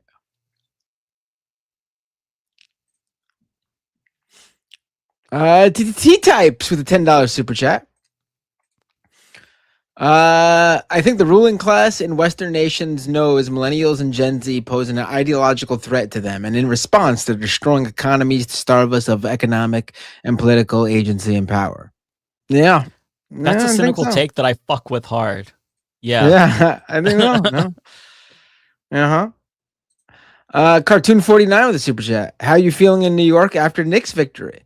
Oh, it was great. I'm not a big basketball fan. Obviously, I'm a fan of any New York sports team.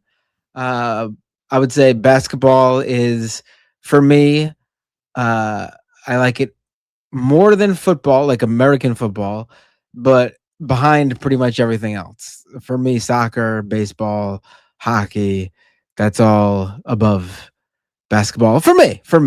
I'm a short guy, so I've never been a big fan of the tall man sport. But yeah, the Knicks winning is great. Everyone's super happy and pumped here. Those games were great. Those were, especially that game. It was game 4, the one where they were down by like 29 points at one point. That was possibly one of the all-time greatest games of any sport I've ever seen. It was so good. It was, if you weren't a basketball fan, that game won you over for sure. In my, that's how. I mean, as a non-basketball fan, I heard of that and I love it. You love a good underdog story, and I will say, you all have been so ecstatic that I've gotten a little bit of a contact high from all of you. Your energy and excitement is palpable, and I genuinely love it. The fact that so many people are happy by this, it just put a smile on my face. So even though I couldn't give two shits about basketball, I just love that so many people just were living for this moment. You love to see that. Right. It's because New York is a basketball city. Basketball's always been like, we got people playing basketball in the parks literally more than any other sport. You'll see people playing. And on top of that, Knicks is, New York has multiple teams in every sport. American football, you got Jets and Giants. Baseball, you got Mets and Yankees. Hockey, you got Rangers, Islanders. Even ML, even Major League Soccer here, you got NYCFC and the Red Bulls. But each of those teams has their own fan base. Whereas here in New York, yes, there is the Brooklyn Nets, but they have no fans. Nobody cares about the Brooklyn Nets. Like everyone in New York City is split on every other sport, but on basketball, Knicks are the one team, the one New York City team. And so like everyone was happy. Like there was no like, That's cool. when the Mets win, the Mets don't win, so let me revert that. When the Yankees win, Mets fans are unhappy. But here, there's no Nets fans to be unhappy about the Knicks winning. Let's see. Tokyo Hans with another super chat. With Knicks win and Mayor Slate winning, New York is hot. Time for a true New Yorker to step up on YouTube and Twitch and become the Hassan Piker of the left. Maybe call the channel Boomed or Spam Economy. Oh, yeah, I will. I got to get back on. Yes. I appreciate it, though, Tokyo Hans. It means a lot that there are people who are really pushing for me to get back to it. I appreciate it. I did host solo on Majority Port last Thursday. It was literally just me on the Majority Port last Thursday. So if you're really fiending for a solo Matt Binder stream, tune into that one. Watch the replay of that one. Looney Tunes 9000 with the super chat. Let me be clear. The Mets have been horrible as hell. Has Jordan B. Peterson put a curse on the Mets? The Mets, this is the worst Mets season I can remember because the team's not even likable.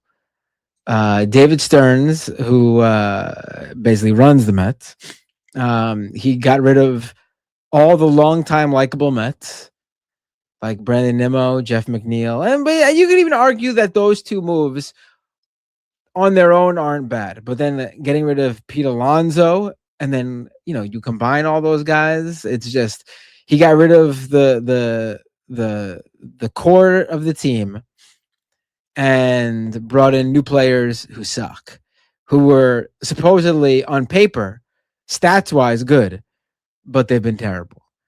And so the Mets have been having their like worst season ever, and they're a $300 million team. It's ridiculous. That's fucking crazy. Yeah. Tokyo Hans gifted 5 memberships on YouTube. Thank you so much, Tokyo Hans. And with another super chat, Tokyo Hans says, anyone else notice James Carville's American blue pillow matching the white and red? I did not notice that. See the Jennifer with a member for 32 months. Super chat. Wow. Real U's second location is about to make a move. We're taking action and support over Vancouver, Washington's location. My patient compared it to brick and minifigs. I don't know what that is. Sorry, it just jumped for me. I'm trying to find Dejinmer's. Oh, that's all right. What is Real Use? I don't even know.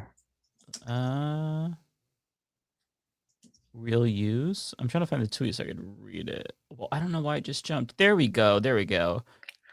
Real Use. I'm not really sure. Excuse me. Patient I'm not sure. Yeah, I'm out of the loop on this one too. I'm sorry. I know about the Lego scandal, but I'm not really sure about Real Use and what that is. Yeah, I don't know. T-Types the $10 super chat. Fascists know they can only beat socialism with violence, but their rhetoric is already at a boiling point. There's little room for more hysteria. I think they expected more violence by now. Yeah. I think, yeah. Fair. Tropical ding dong, I think, right? I can't see the rest. Yep, there we go. Mhm. You get to pick one presidential candidate to make it to a split convention. Who is it? What? What do you mean? Split convention. I don't want that. I want them to just outright Yeah. win.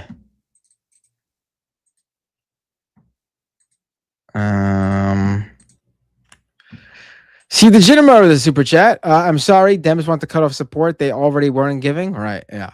Yeah, good point. Kowalski with a $10 super chat. The left has been hearing vote blue no matter who since the election of the far right winger Bill Clinton. Now the corporate Dems won't back the blue. Shocker. Schumer is sad right now, and that feels good. Right. That's all we've ever heard vote blue no matter who. And now they're like, we're not doing it. We're not doing it. Tropical Ding Dong with the super chat. Matt, do you have access to the Majority Report soundboard? Can we get a Yoda is coming for Fetterman's wife? I don't have access to Majority Report soundboard, unfortunately. See the Ginnemer says, by the way, I turned 40 yesterday. Happy birthday. The big 4-0. I'll be there joining you soon, unfortunately.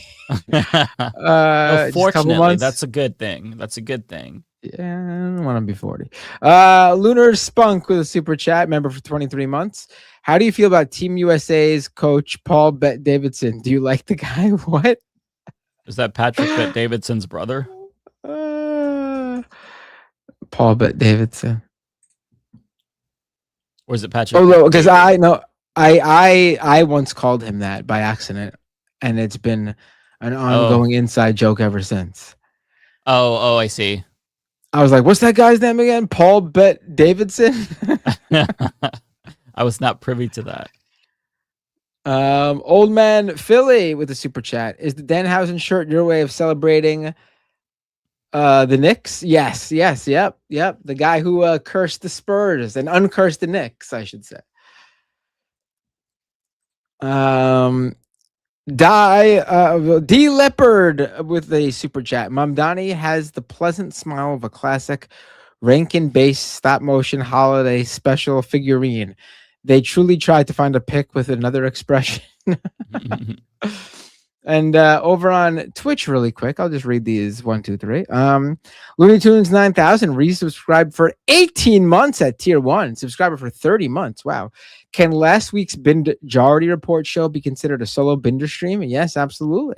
Silly Billy 01 gave out 5 community gift subs. Thank you so much. And the Surfs, thank you for the raid.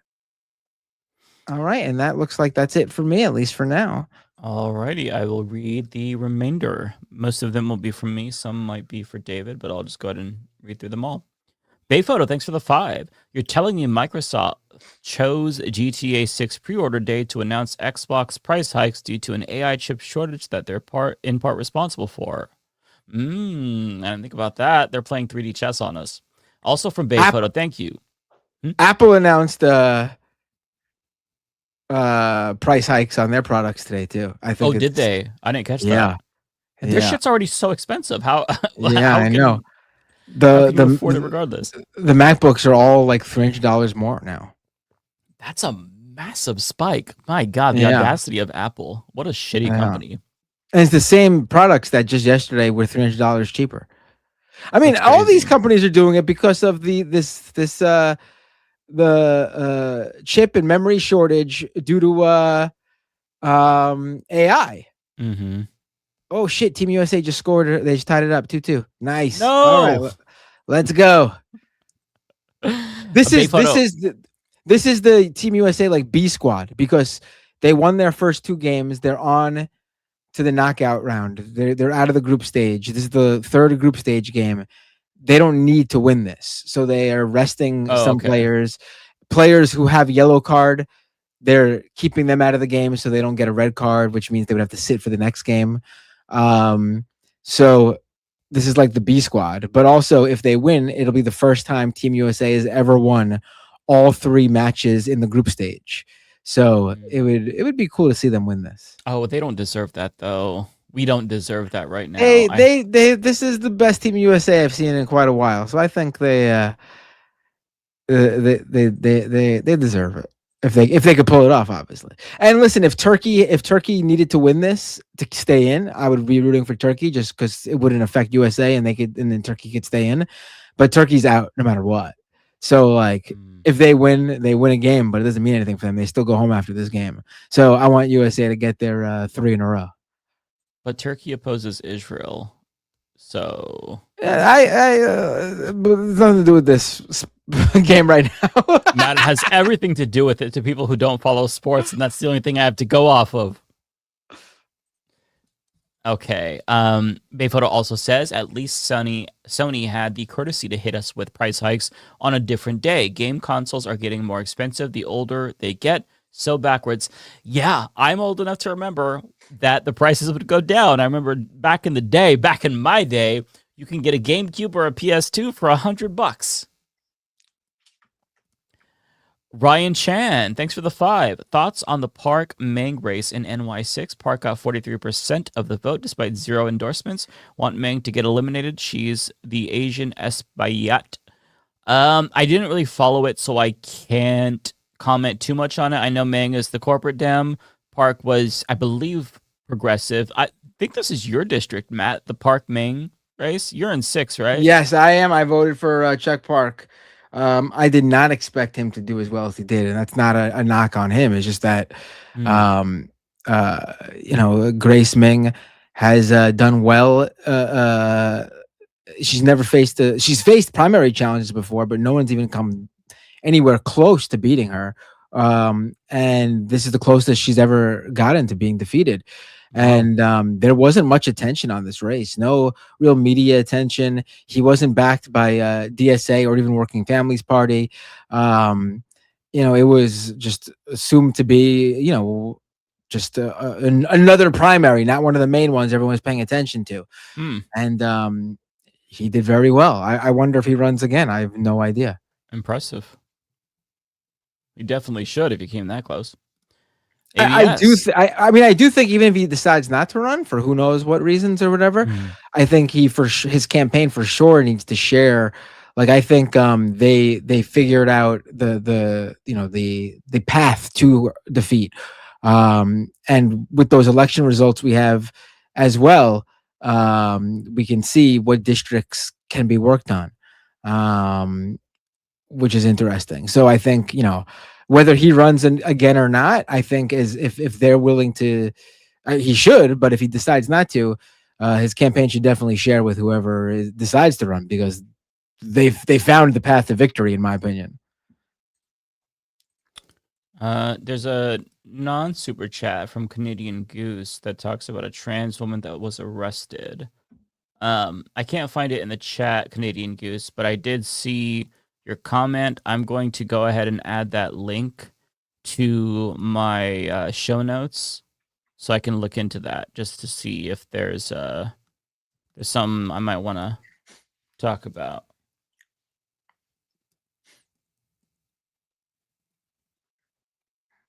I've heard of transit ticks before, but I was not familiar with that particular story. So thanks for bringing that to my attention. Okay, ABS says just had a power outage, came back online an hour ago. Also, did that Children's Internet Safety Act get passed, or is it yet to get the House to the House floor?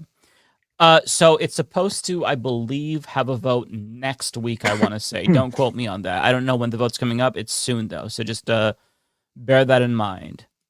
Also, thank you to Bayphoto for becoming a YouTube member. Really appreciate that. And then DJ Monotonous sent a $2 super chat. Are we in support of Zionists like Brad Lander? I mean, over Dan Goldman, yes. Brad Lander is somebody who is definitely an improvement, objectively speaking. He's more of a Bernie type of Zionist where he supports cutting off the weapons, which that's the bare minimum. That's what we want. But he's still a liberal Zionist. And there's still problems with that. Still supportive of Israel overall, supports two-state solution, to my understanding. So if you just imagine like Bernie's policies with regard to Israel, which I'm sure you're all more familiar with, he's good, one of the best, but that's a very, very low bar. Bernie still has a lot of blind spots here, but he supports cutting off weapons. He calls it a genocide, and I think that's the bare minimum, and Dan Goldman does not. So yeah, I would say I support Brad Lander there. He also is progressive on domestic policy like Medicare for all. So I think that Brad Lander was a definite trade up. Ryan Chan, thanks for the $10. Valdez got arrested for protesting Schumer and Gillibrand's office regarding Israel-Palestine. Awkward for Chuck and Kirsten to be like, congrats, Claire. Please ignore that we called the cops on you. I did not know that. That makes me respect her so much more. All of these candidates are just so fucking good. V-Man, thank you for the 5. What I like about Valdez is her support for the Puerto Rican Self-Determination Act, a status convention requiring each camp to detail its plan. I saw that too, and I was thinking of you, V-Man. I'm like, oh, V-Man's. I'm curious to know his take. I know, like, it's nice that she's talking about that in U.S. colonialism as it relates to Puerto Rico. V-Man also says the Puerto Rican Self-Determination Act creates a status convention where delegates develop non-territorial options for voters to choose from. Okay. Also, V-Man adds, supporters say it's better than a referendum because each option must be fully defined, reducing misleading claims such as Puerto Rico keeping separate international sports representation as a state. Okay, that does make sense the way you explain it like that, because like a referendum is better than nothing, sure, but it can be rat fucked, but if they actually have to define what it means as a type of convention, that makes sense why that would be preferable. So yeah, thanks for the information, V-Man. Cartoon, thank you for the $5. Thoughts on the New York Knicks win compared to UFC? This has to be for you. White House event. Did you hear the Knicks owner wants them to go to the White House, but some of the players don't? I did not hear of any of this, but if you're asking my take on the Knicks win versus the UFC White House event, I support the Knicks win more because I don't like the White House event. I made a video shitting on it. And in terms of some of the players going to the White House, I think they absolutely should not go to the White House because our president is the modern day Hitler, and you should not support that. You don't need him to. Dolan, who owns the team and MSG, is friends with Trump and said they're going to go. Oh, I've heard that. Yeah, but the team, no one on the team has said they're going. So I mean, okay, I guess he's welcome to go as himself representing the Knicks, but I can't imagine any of the Knicks going. Nor should they. Good for them, though. Good for them for standing strong if they don't go. Looney Tunes, thanks for the $5. Read this in Trump's voice. The communists who keep kicking my ass are forcing me to get an amnesia doctor. That probably wasn't the best Trump voice, but I'm low energy because we've been going for a little bit, so I hope that was sufficed.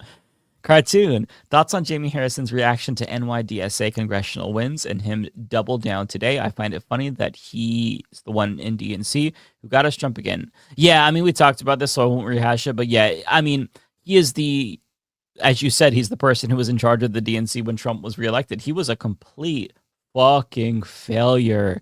I mean, I think that Jamie Harrison was worse than Tom Perez. I mean, it's just what a disaster. At least Tom Perez tried to give us the appearance that he cared about both wings of the party, whereas Jamie Harrison was like, if you're a progressive, you can suck my nuts. I mean, the guy just fucking oozes contempt for any progressive, any anti-Zionist. He hates the other half of the party. He's just completely captured by large multinational corporations and like the whole DC bubble. So yeah, he's terrible. Even Ken Martin is better than Jamie Harrison, and Ken Martin is trash. I mean, like, if you're a DNC chair, you're just probably going to be bad. But like, Jamie Harrison was bad. Not W. Wasserman Schultz bad, but like, he was bad. Cartoon says, what do you think of Steam Machine price? Which is, yeah, the Steam Machine price is crazy. I'm not sure if you heard about this, Matt, but Valve is releasing these little consoles so you can play Steam games on them, and they're like $1,000. And there's the 500 gigabyte version, which is like, I want to say $1,000. And if you want the 1 terabyte version with the controller, it's $1,400. Without a controller, it's $1,300. Just like, at this point, you're spending so much money, you might as well just save up and get a PC.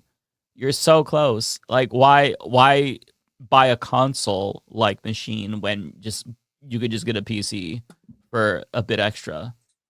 It's just the price is too prohibitive to make it valuable in any way, shape, or form, in my opinion. And thank you so much to Narrator for being a member for 14 months.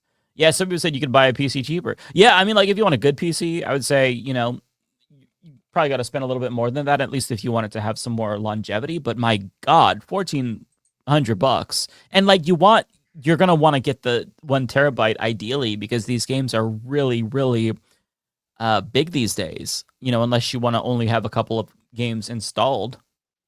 But it's just it's outrageous. Like, what a waste. Like, the Steam Machine was a cool concept, but like, what a complete fucking waste. Like, I don't know who would want to spend that much money. Robe Life Network, thanks for the $5. Everybody on the toilet takes a Donald dump. That's a good twist on that song. Already getting parodies of the Constantino. Nice. Octawolf has another one. Fuck, Donald Trump. That song is going to be stuck in all of your heads. You're welcome for that, by the way, everybody. You're welcome. Thank you to Tokyo Hans, 28 months as a member. That's crazy. By the way, I don't know if you saw, Matt. There's something in the YouTube hub that talks about membership prices changing on YouTube's end, and you have to review it. What? Yeah, I don't know what this means. So just a heads up to everybody. I think YouTube is going to raise the prices for memberships. I don't know if that's going to affect people who already are members. So just be mindful of that. If that is the case, then I'm going to try to drop the prices to accommodate. I don't know. I haven't touched membership stuff in a couple of years, like since I set it up. So just be mindful of that, everybody. I don't know if they're going to charge you up or if it's just for new people. I need to look into this, but I just saw the notification and I'm like, oh, fuck me. It might be that I'm one of the people in like some test program. I really don't know. But if it's going to be a price hike, I will put out a little message letting everybody know about that or try to adjust it. So that way, if your cost is going up, it goes down.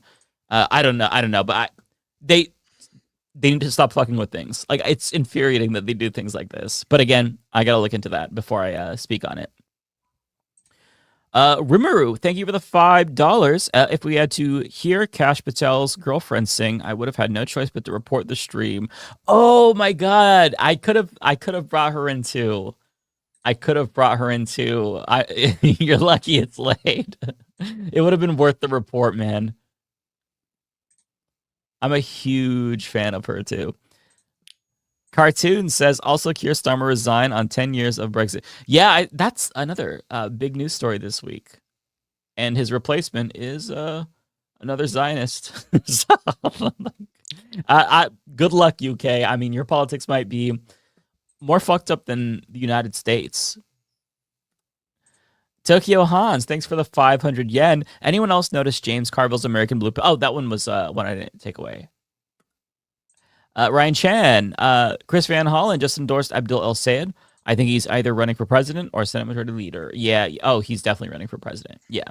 He's somebody that I could get behind. He doesn't have a great position on Israel-Palestine. He's not terrible, comparatively speaking. He's better. Crystal Ball did an interview with him, and it was really disappointing in certain regards. So I would recommend you watch that. But otherwise, he supports Medicare for all. He's really changing in a positive way. I gotta get some water. Okay. Ryan Chan, help Kuros beats DeGette next week. Yes, I'll be watching that. DeGette pulled a Karen by calling vendors to cancel Kuros' event. Boo at Jayapal endorsing Diana. Yeah, that's fucked up that DeGette did that. Jayapal fucks up so much when it comes to endorsements. I don't understand what she's thinking. A lot of the time she gets it right. Sometimes she fucks up, though. Overall, I like her. Philip, yep, I wish these people badly electorally. Yes. And personally, right? No, I'm just kidding. No, I won't push you to go further. Electorally, for sure. Jeremy, just finished making dinner. Time to eat with some Mafia. Hell yeah. Will you enjoy your food, sir? Hope it was delicious if you already finished it. Jeremy also says, anyone notice Brian Tyler Cohen is looking more like Hassan lately? I wonder if a coincidence. Look at establishment BTC's latest bids. Haven't seen it. I have not noticed that. I'll have to check out his channel and see how he's covering this. Tropical Ding Dong, Victory Lap fam, drink it in, revel in this moment. Absolutely, yes. Ignore Husky, membership chat. It's our Mamdani date of heaven, inshallah. Let luxury, Mamdan night, gay space, socialism reign. Cheers from work, listening, and tossing wings. Hell yeah.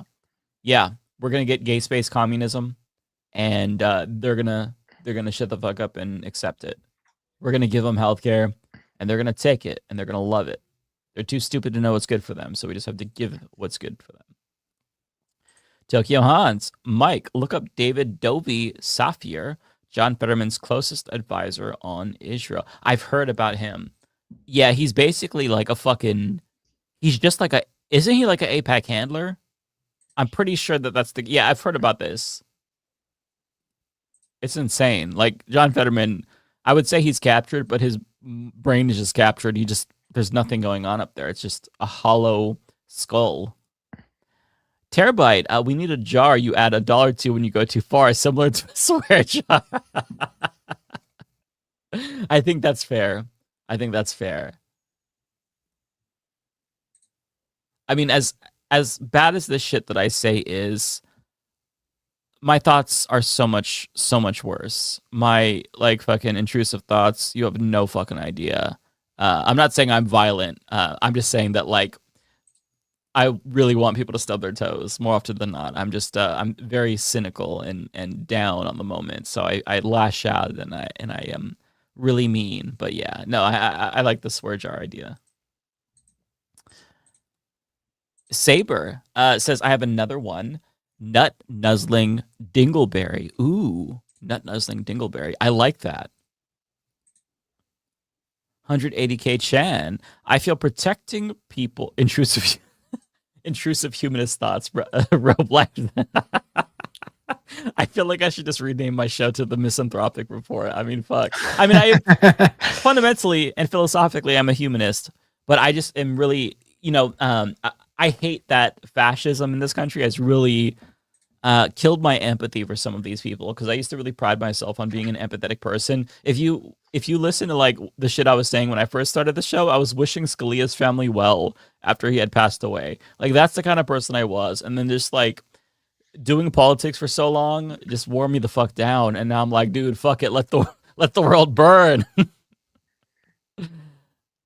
I feel protecting trans people and not throwing trans people under the bus with the sports issue is a good litmus test, as it isn't the popular topic. It's definitely a good litmus test. And on that subject, I have a really long interview with Laverne Cox tomorrow. We talk about her memoir. I picked up her memoir, read it, really liked it. And we talk about the trans sports issue pretty long. And she spits fire. So watch that. It's a 2.5 hour long interview.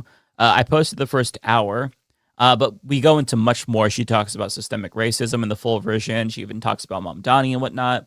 Love her to death, and I agree with you.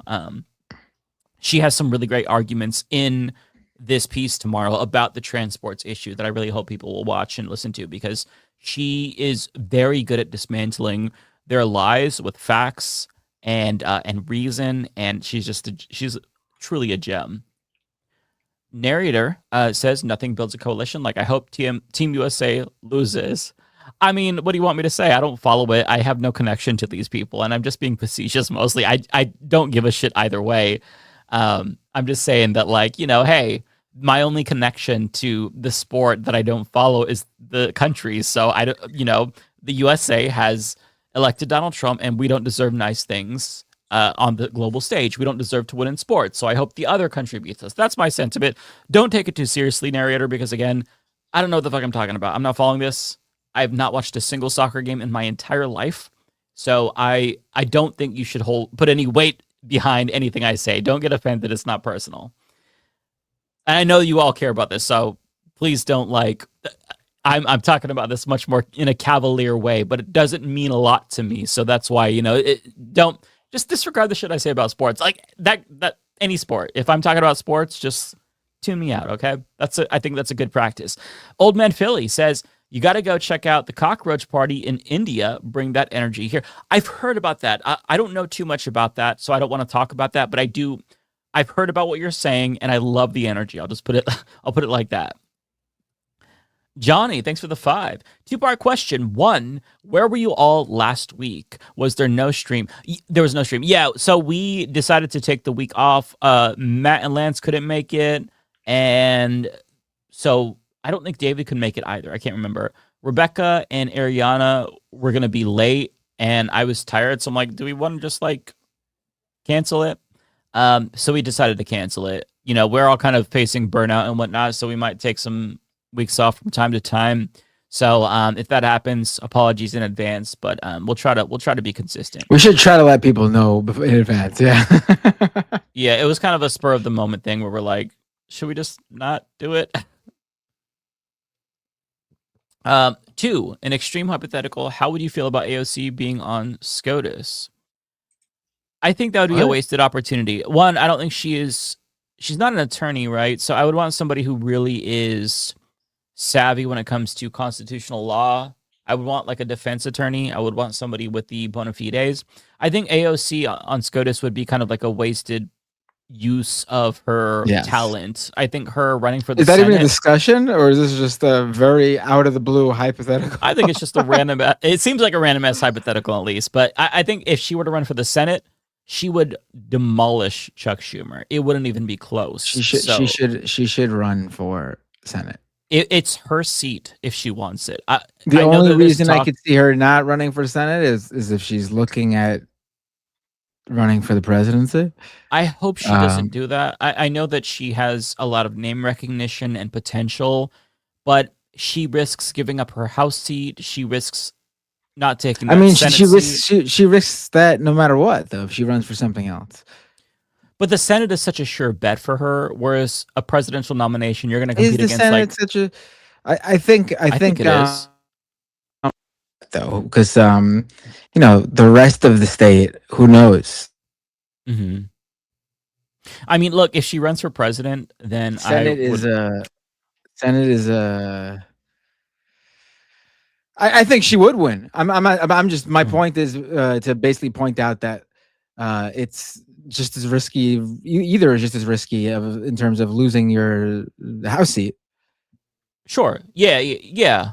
But I mean, I think that her sway in New York is undeniable, and she has sway nationally. But I think in New York, it would be a safer bet compared to like running for president when there's a lot of competition and whatnot. And I think that she would have a much stronger case if she did want to run for president, if she was a senator, because like it or not, House members usually don't get elected to president. They, I don't know if Americans these days consider that, because I mean, they elected Trump, so who knows? But like usually people are looking for governors and senators. It just feels more proper. I'm not really sure. But if she runs, I would definitely consider supporting her. It depends. Like, I'll just look at who is the person who has the most left-wing platform and who's actually going to fight. My fear with AOC is she has the same issue Bernie has, and she is not willing to go hard enough against the establishment, Democratic establishment, to be clear. She's a little careful, but I think it's very strategic for her. It is strategic, but it also, I think that same strategy really hurt Bernie in 2020 when he just wouldn't attack Joe Biden no matter what, and his aides were trying to get him to attack Biden on Social Security, for example, and he just refused to do it. David Sirota, I think. I think she would do that. I don't think she'd be a Bernie when it came to that. I hope so. I have no idea, but she's given me vibes that she's much more cautious, like Bernie has been. But again, like if she runs, I mean, she's probably the number one person that I would look into supporting. It just depends on who I think would get more sway, because I want to vote for the leftmost candidate, obviously, and I think she has a lot of momentum. But if somebody else like Rokana jumps in and gets momentum, I'll back him. I don't know. I'm not super optimistic about the primary, but we'll see. We'll see what happens. Tara says, thoughts on what's going on with the turtle Mitch. Yeah, the turtle Mitch. I'm gonna need the swear jar for this one, Tara, or the going too far jar. No, I heard that he is in the hospital, and he was in the hospital for 8 days or something like that, but he's doing okay. He just released a statement, didn't really mention his hospital stay. I wish him well. I hope he has a swift recovery. I wish his family well, and I hope he is able to pull through this and get back to the Senate, because we need him. We definitely love Mitch McConnell, and I like him a lot. So, might convince me. I can't even say it with a straight face because I'm such a bad liar. Like I can barely contain myself. Oh my god. You all try to test me by bringing up Mitch McConnell, man. That's tough. That's really tough. Chris Corcoran. Fetterman's wife is problematic, but I wouldn't put her up there with Usha Vance, who throws herself out there while Giselle is mostly in the background. I think that's fair. Sure. I mean, my hope is that Giselle actually opposes what her husband is doing, but like it or not, she's standing with her man, and she took a picture with Netanyahu. So it's like, okay, well, you took a picture with modern day Hitler. Fuck you. I'm just, if you have a spouse that's causing so much pain and suffering and materially supporting a genocide, fuck you. Like, you are close to somebody who has the power to change things, and they're doing heinous shit, and you're just like, yeah, I love them still. How could you love that person? If my husband was a mass murderer, or he was a member of Congress and he voted to send weapons to Israel, I could not look him in the fucking eyes ever again. And I love him. But, like, the reason why I love him is because he's not a murderer. So, it's just, yeah, I don't get how these people live with their spouses when they're such terrible people. I don't.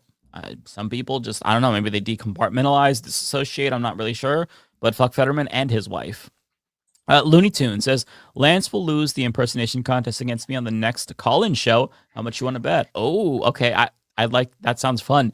We should do another call-in show, Matt. I feel like it's been long enough. We should. I don't remember how we did it, but we should do it. we did it in the most unhinged way imaginable. We just dropped an invite link in Oh, the chat. right. Yeah, we should just do it again. That was easy enough, though. It worked. I mean, it worked. There's no other way to really do it. If we make them call As through many Skype, people on. I'm Skype's sure not even there a is. thing We anymore, just don't want to put it together. We just don't want to figure it out. yeah, again, like we all do our own shit, and then we come on this show at the last minute. I have like a half an hour to prepare for this show if I'm lucky, just get some shit for us to react to. So, it's the easiest way. We just drop an invite link and let all hell break loose. Nominal Times, thanks for the 5. They should impeach 4 of the SCOTUS while they start debate to expand it. 1000% agree with you there. Yep. Sage and Candle, thanks for the 2. Tell me some good news. The good news is that A bunch of leftists won in New York. Yeah. Bunch of leftists won I in don't New think York. you get any better news than that right now with everything going on. True. I was trying to think of something new, but yeah, I mean, that really is, that is the best news. Oh, by the way, one question I had, this is so random, but what the fuck happened to the letter hack? I was watching Welcome to Fuckville with Andrea, and she, made a joke about, oh, it's this space. It used to be hosted by a guy with letters in his name or whatever. Letter hack. I can't remember what she said, but I was like, I have no had me idea. thinking, where's letter hack? He hasn't posted in a while. I had no idea. I didn't even know something had happened. I mean, he might just be taking a break from the internet, but I hope he's doing okay. Yeah, same. Checkmate says, hey, Mike and Matt, do you think Cuba will survive the second Trump term, or will little Marco actually become the viceroy of Cuba? Your thoughts? I really, really hope that I hope that they do. My hope is that Trump is burning up all of his political capital with Iran, and so he is not going to invade Cuba. But I kind of feel like Iran is holding it down for Cuba, because we all know once that war is over, Trump is going to try to fuck with Cuba more. He's already fucking with Cuba, obviously, but I think more directly we could see, direct action in Cuba, military strikes, a ground invasion. I wouldn't put anything past Trump, but so long as he's tied up in Iran, then he can't move on to his next little project. He might not opt for an Iran type situation. He might just try to kidnap the president. I'm not really sure.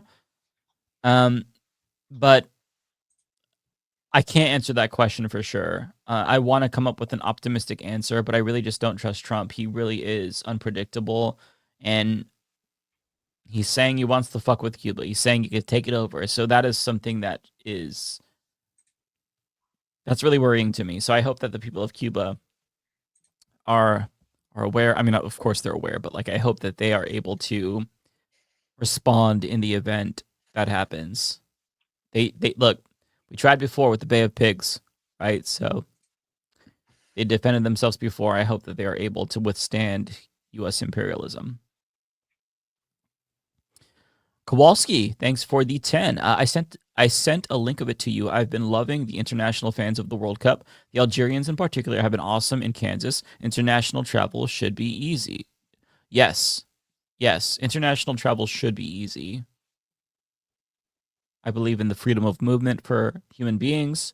And it's one thing that's fucked up about the World Cup is the fact that Iran has to stay in Mexico and they have to travel back and forth, which is also draining. It's just such a disadvantage. Well, they played in Mexico, but yes, they had to leave the country as soon as their US game was over, which is ridiculous. That's so unfair.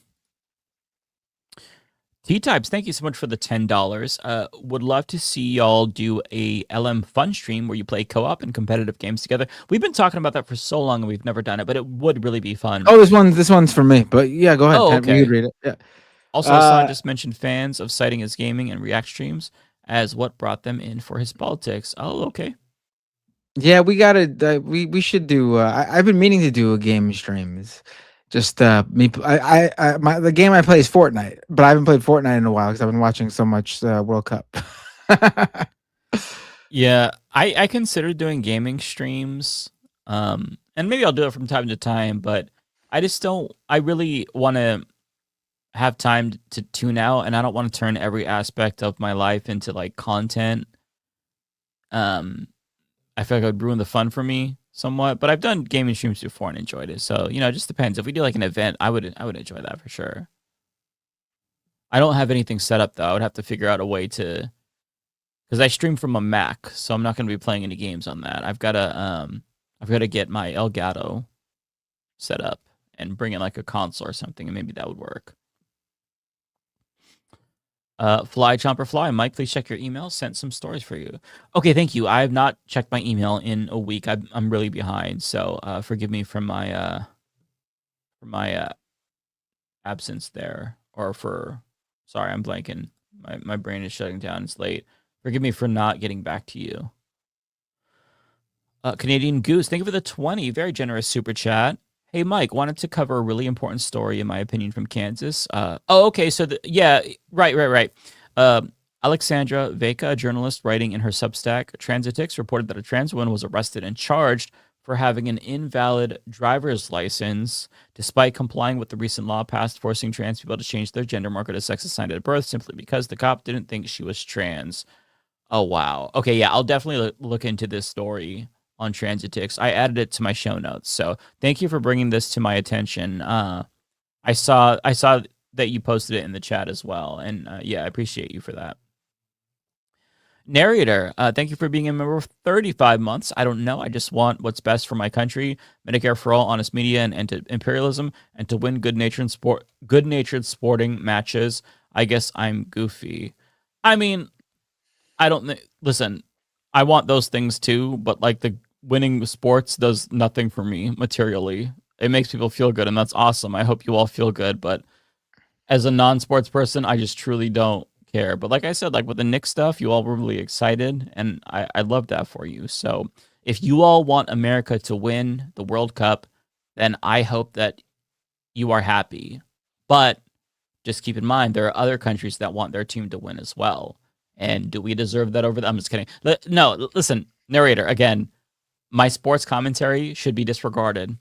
Anytime I talk about sports, you should mute the stream because it's not my forte. If I start talking about video games, then you need to really listen closely because I'm a huge neckbeard, and that's my lane. Okay, so I'll stay in my lane.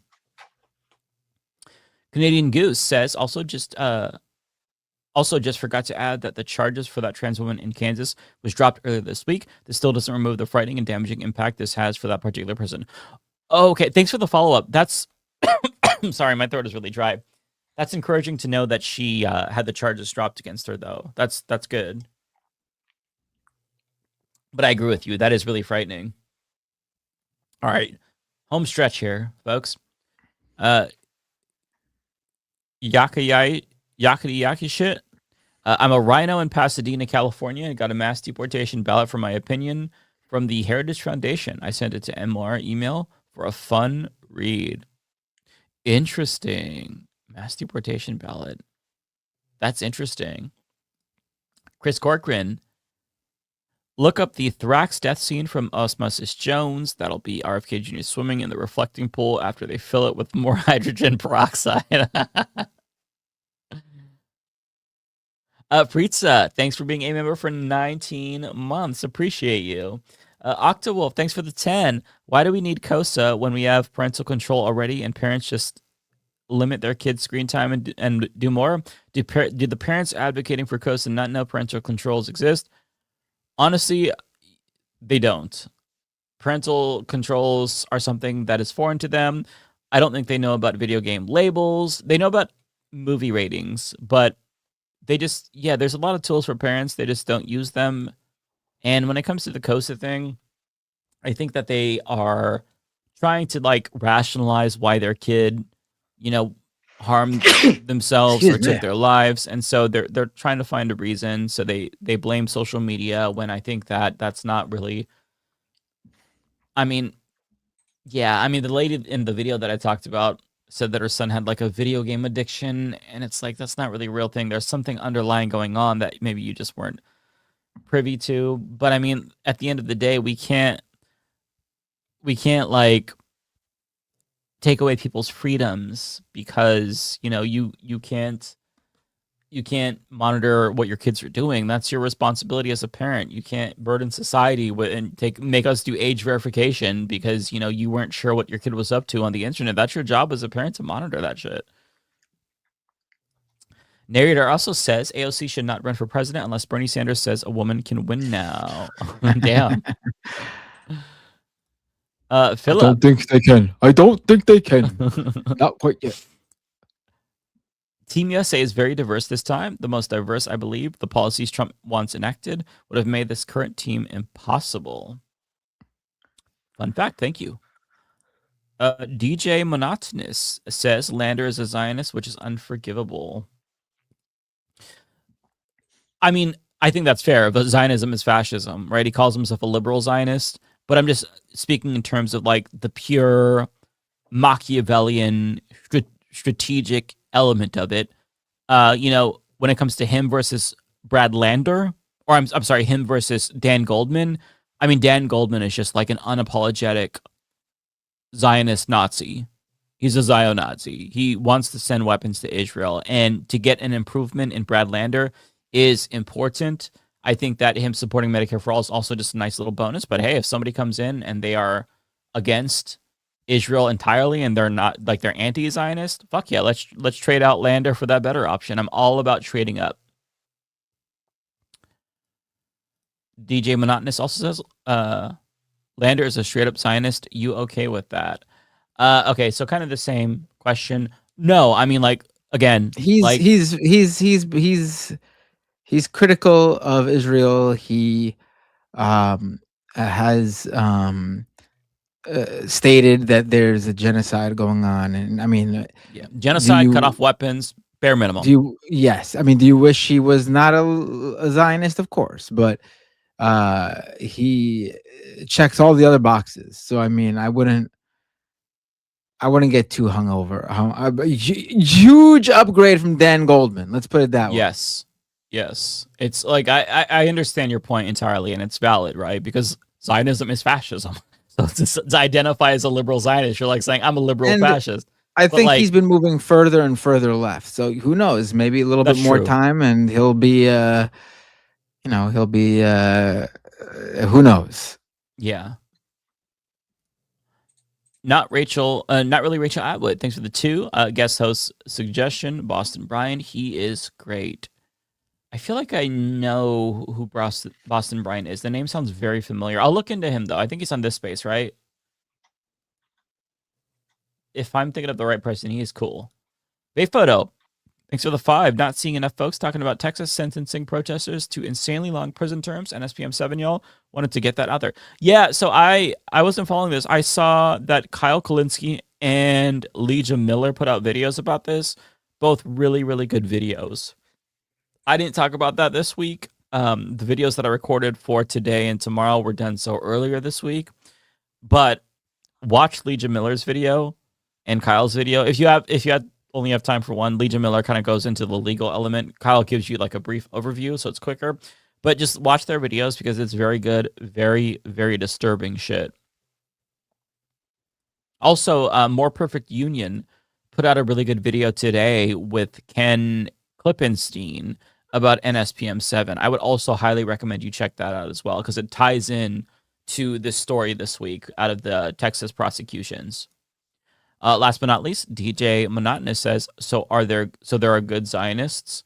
No, I'm not saying there's good Zionists. I'm just saying that, like, when given the choice, gun to my head, the guy who is going to cut off weapons and not cut off weapons, I'll opt for the guy who is not going to cut off, or who's going to cut off weapons. Another one. You guys are dumb. Get Hassan's D out of your mouth. Okay, fuck you. I was trying to engage with you in good faith, and now you're just like, you're just trolling. But thank you for the money to be a dickhead. So I appreciate that. Send me more money to be mean for me and tell me how stupid I am, please. It hurts my feelings.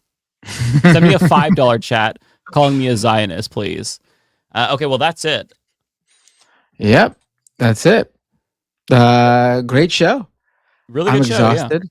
Me too. It's almost midnight. Who should we raid? Let's raid Frogan. Sounds good to me. Let's do it. All right, I'm hitting that start raid button. All right, folks. We will see you all next week. Hold on, wait. And raid now. I'm hitting it now. All right, everyone. Take care. Take care, everybody.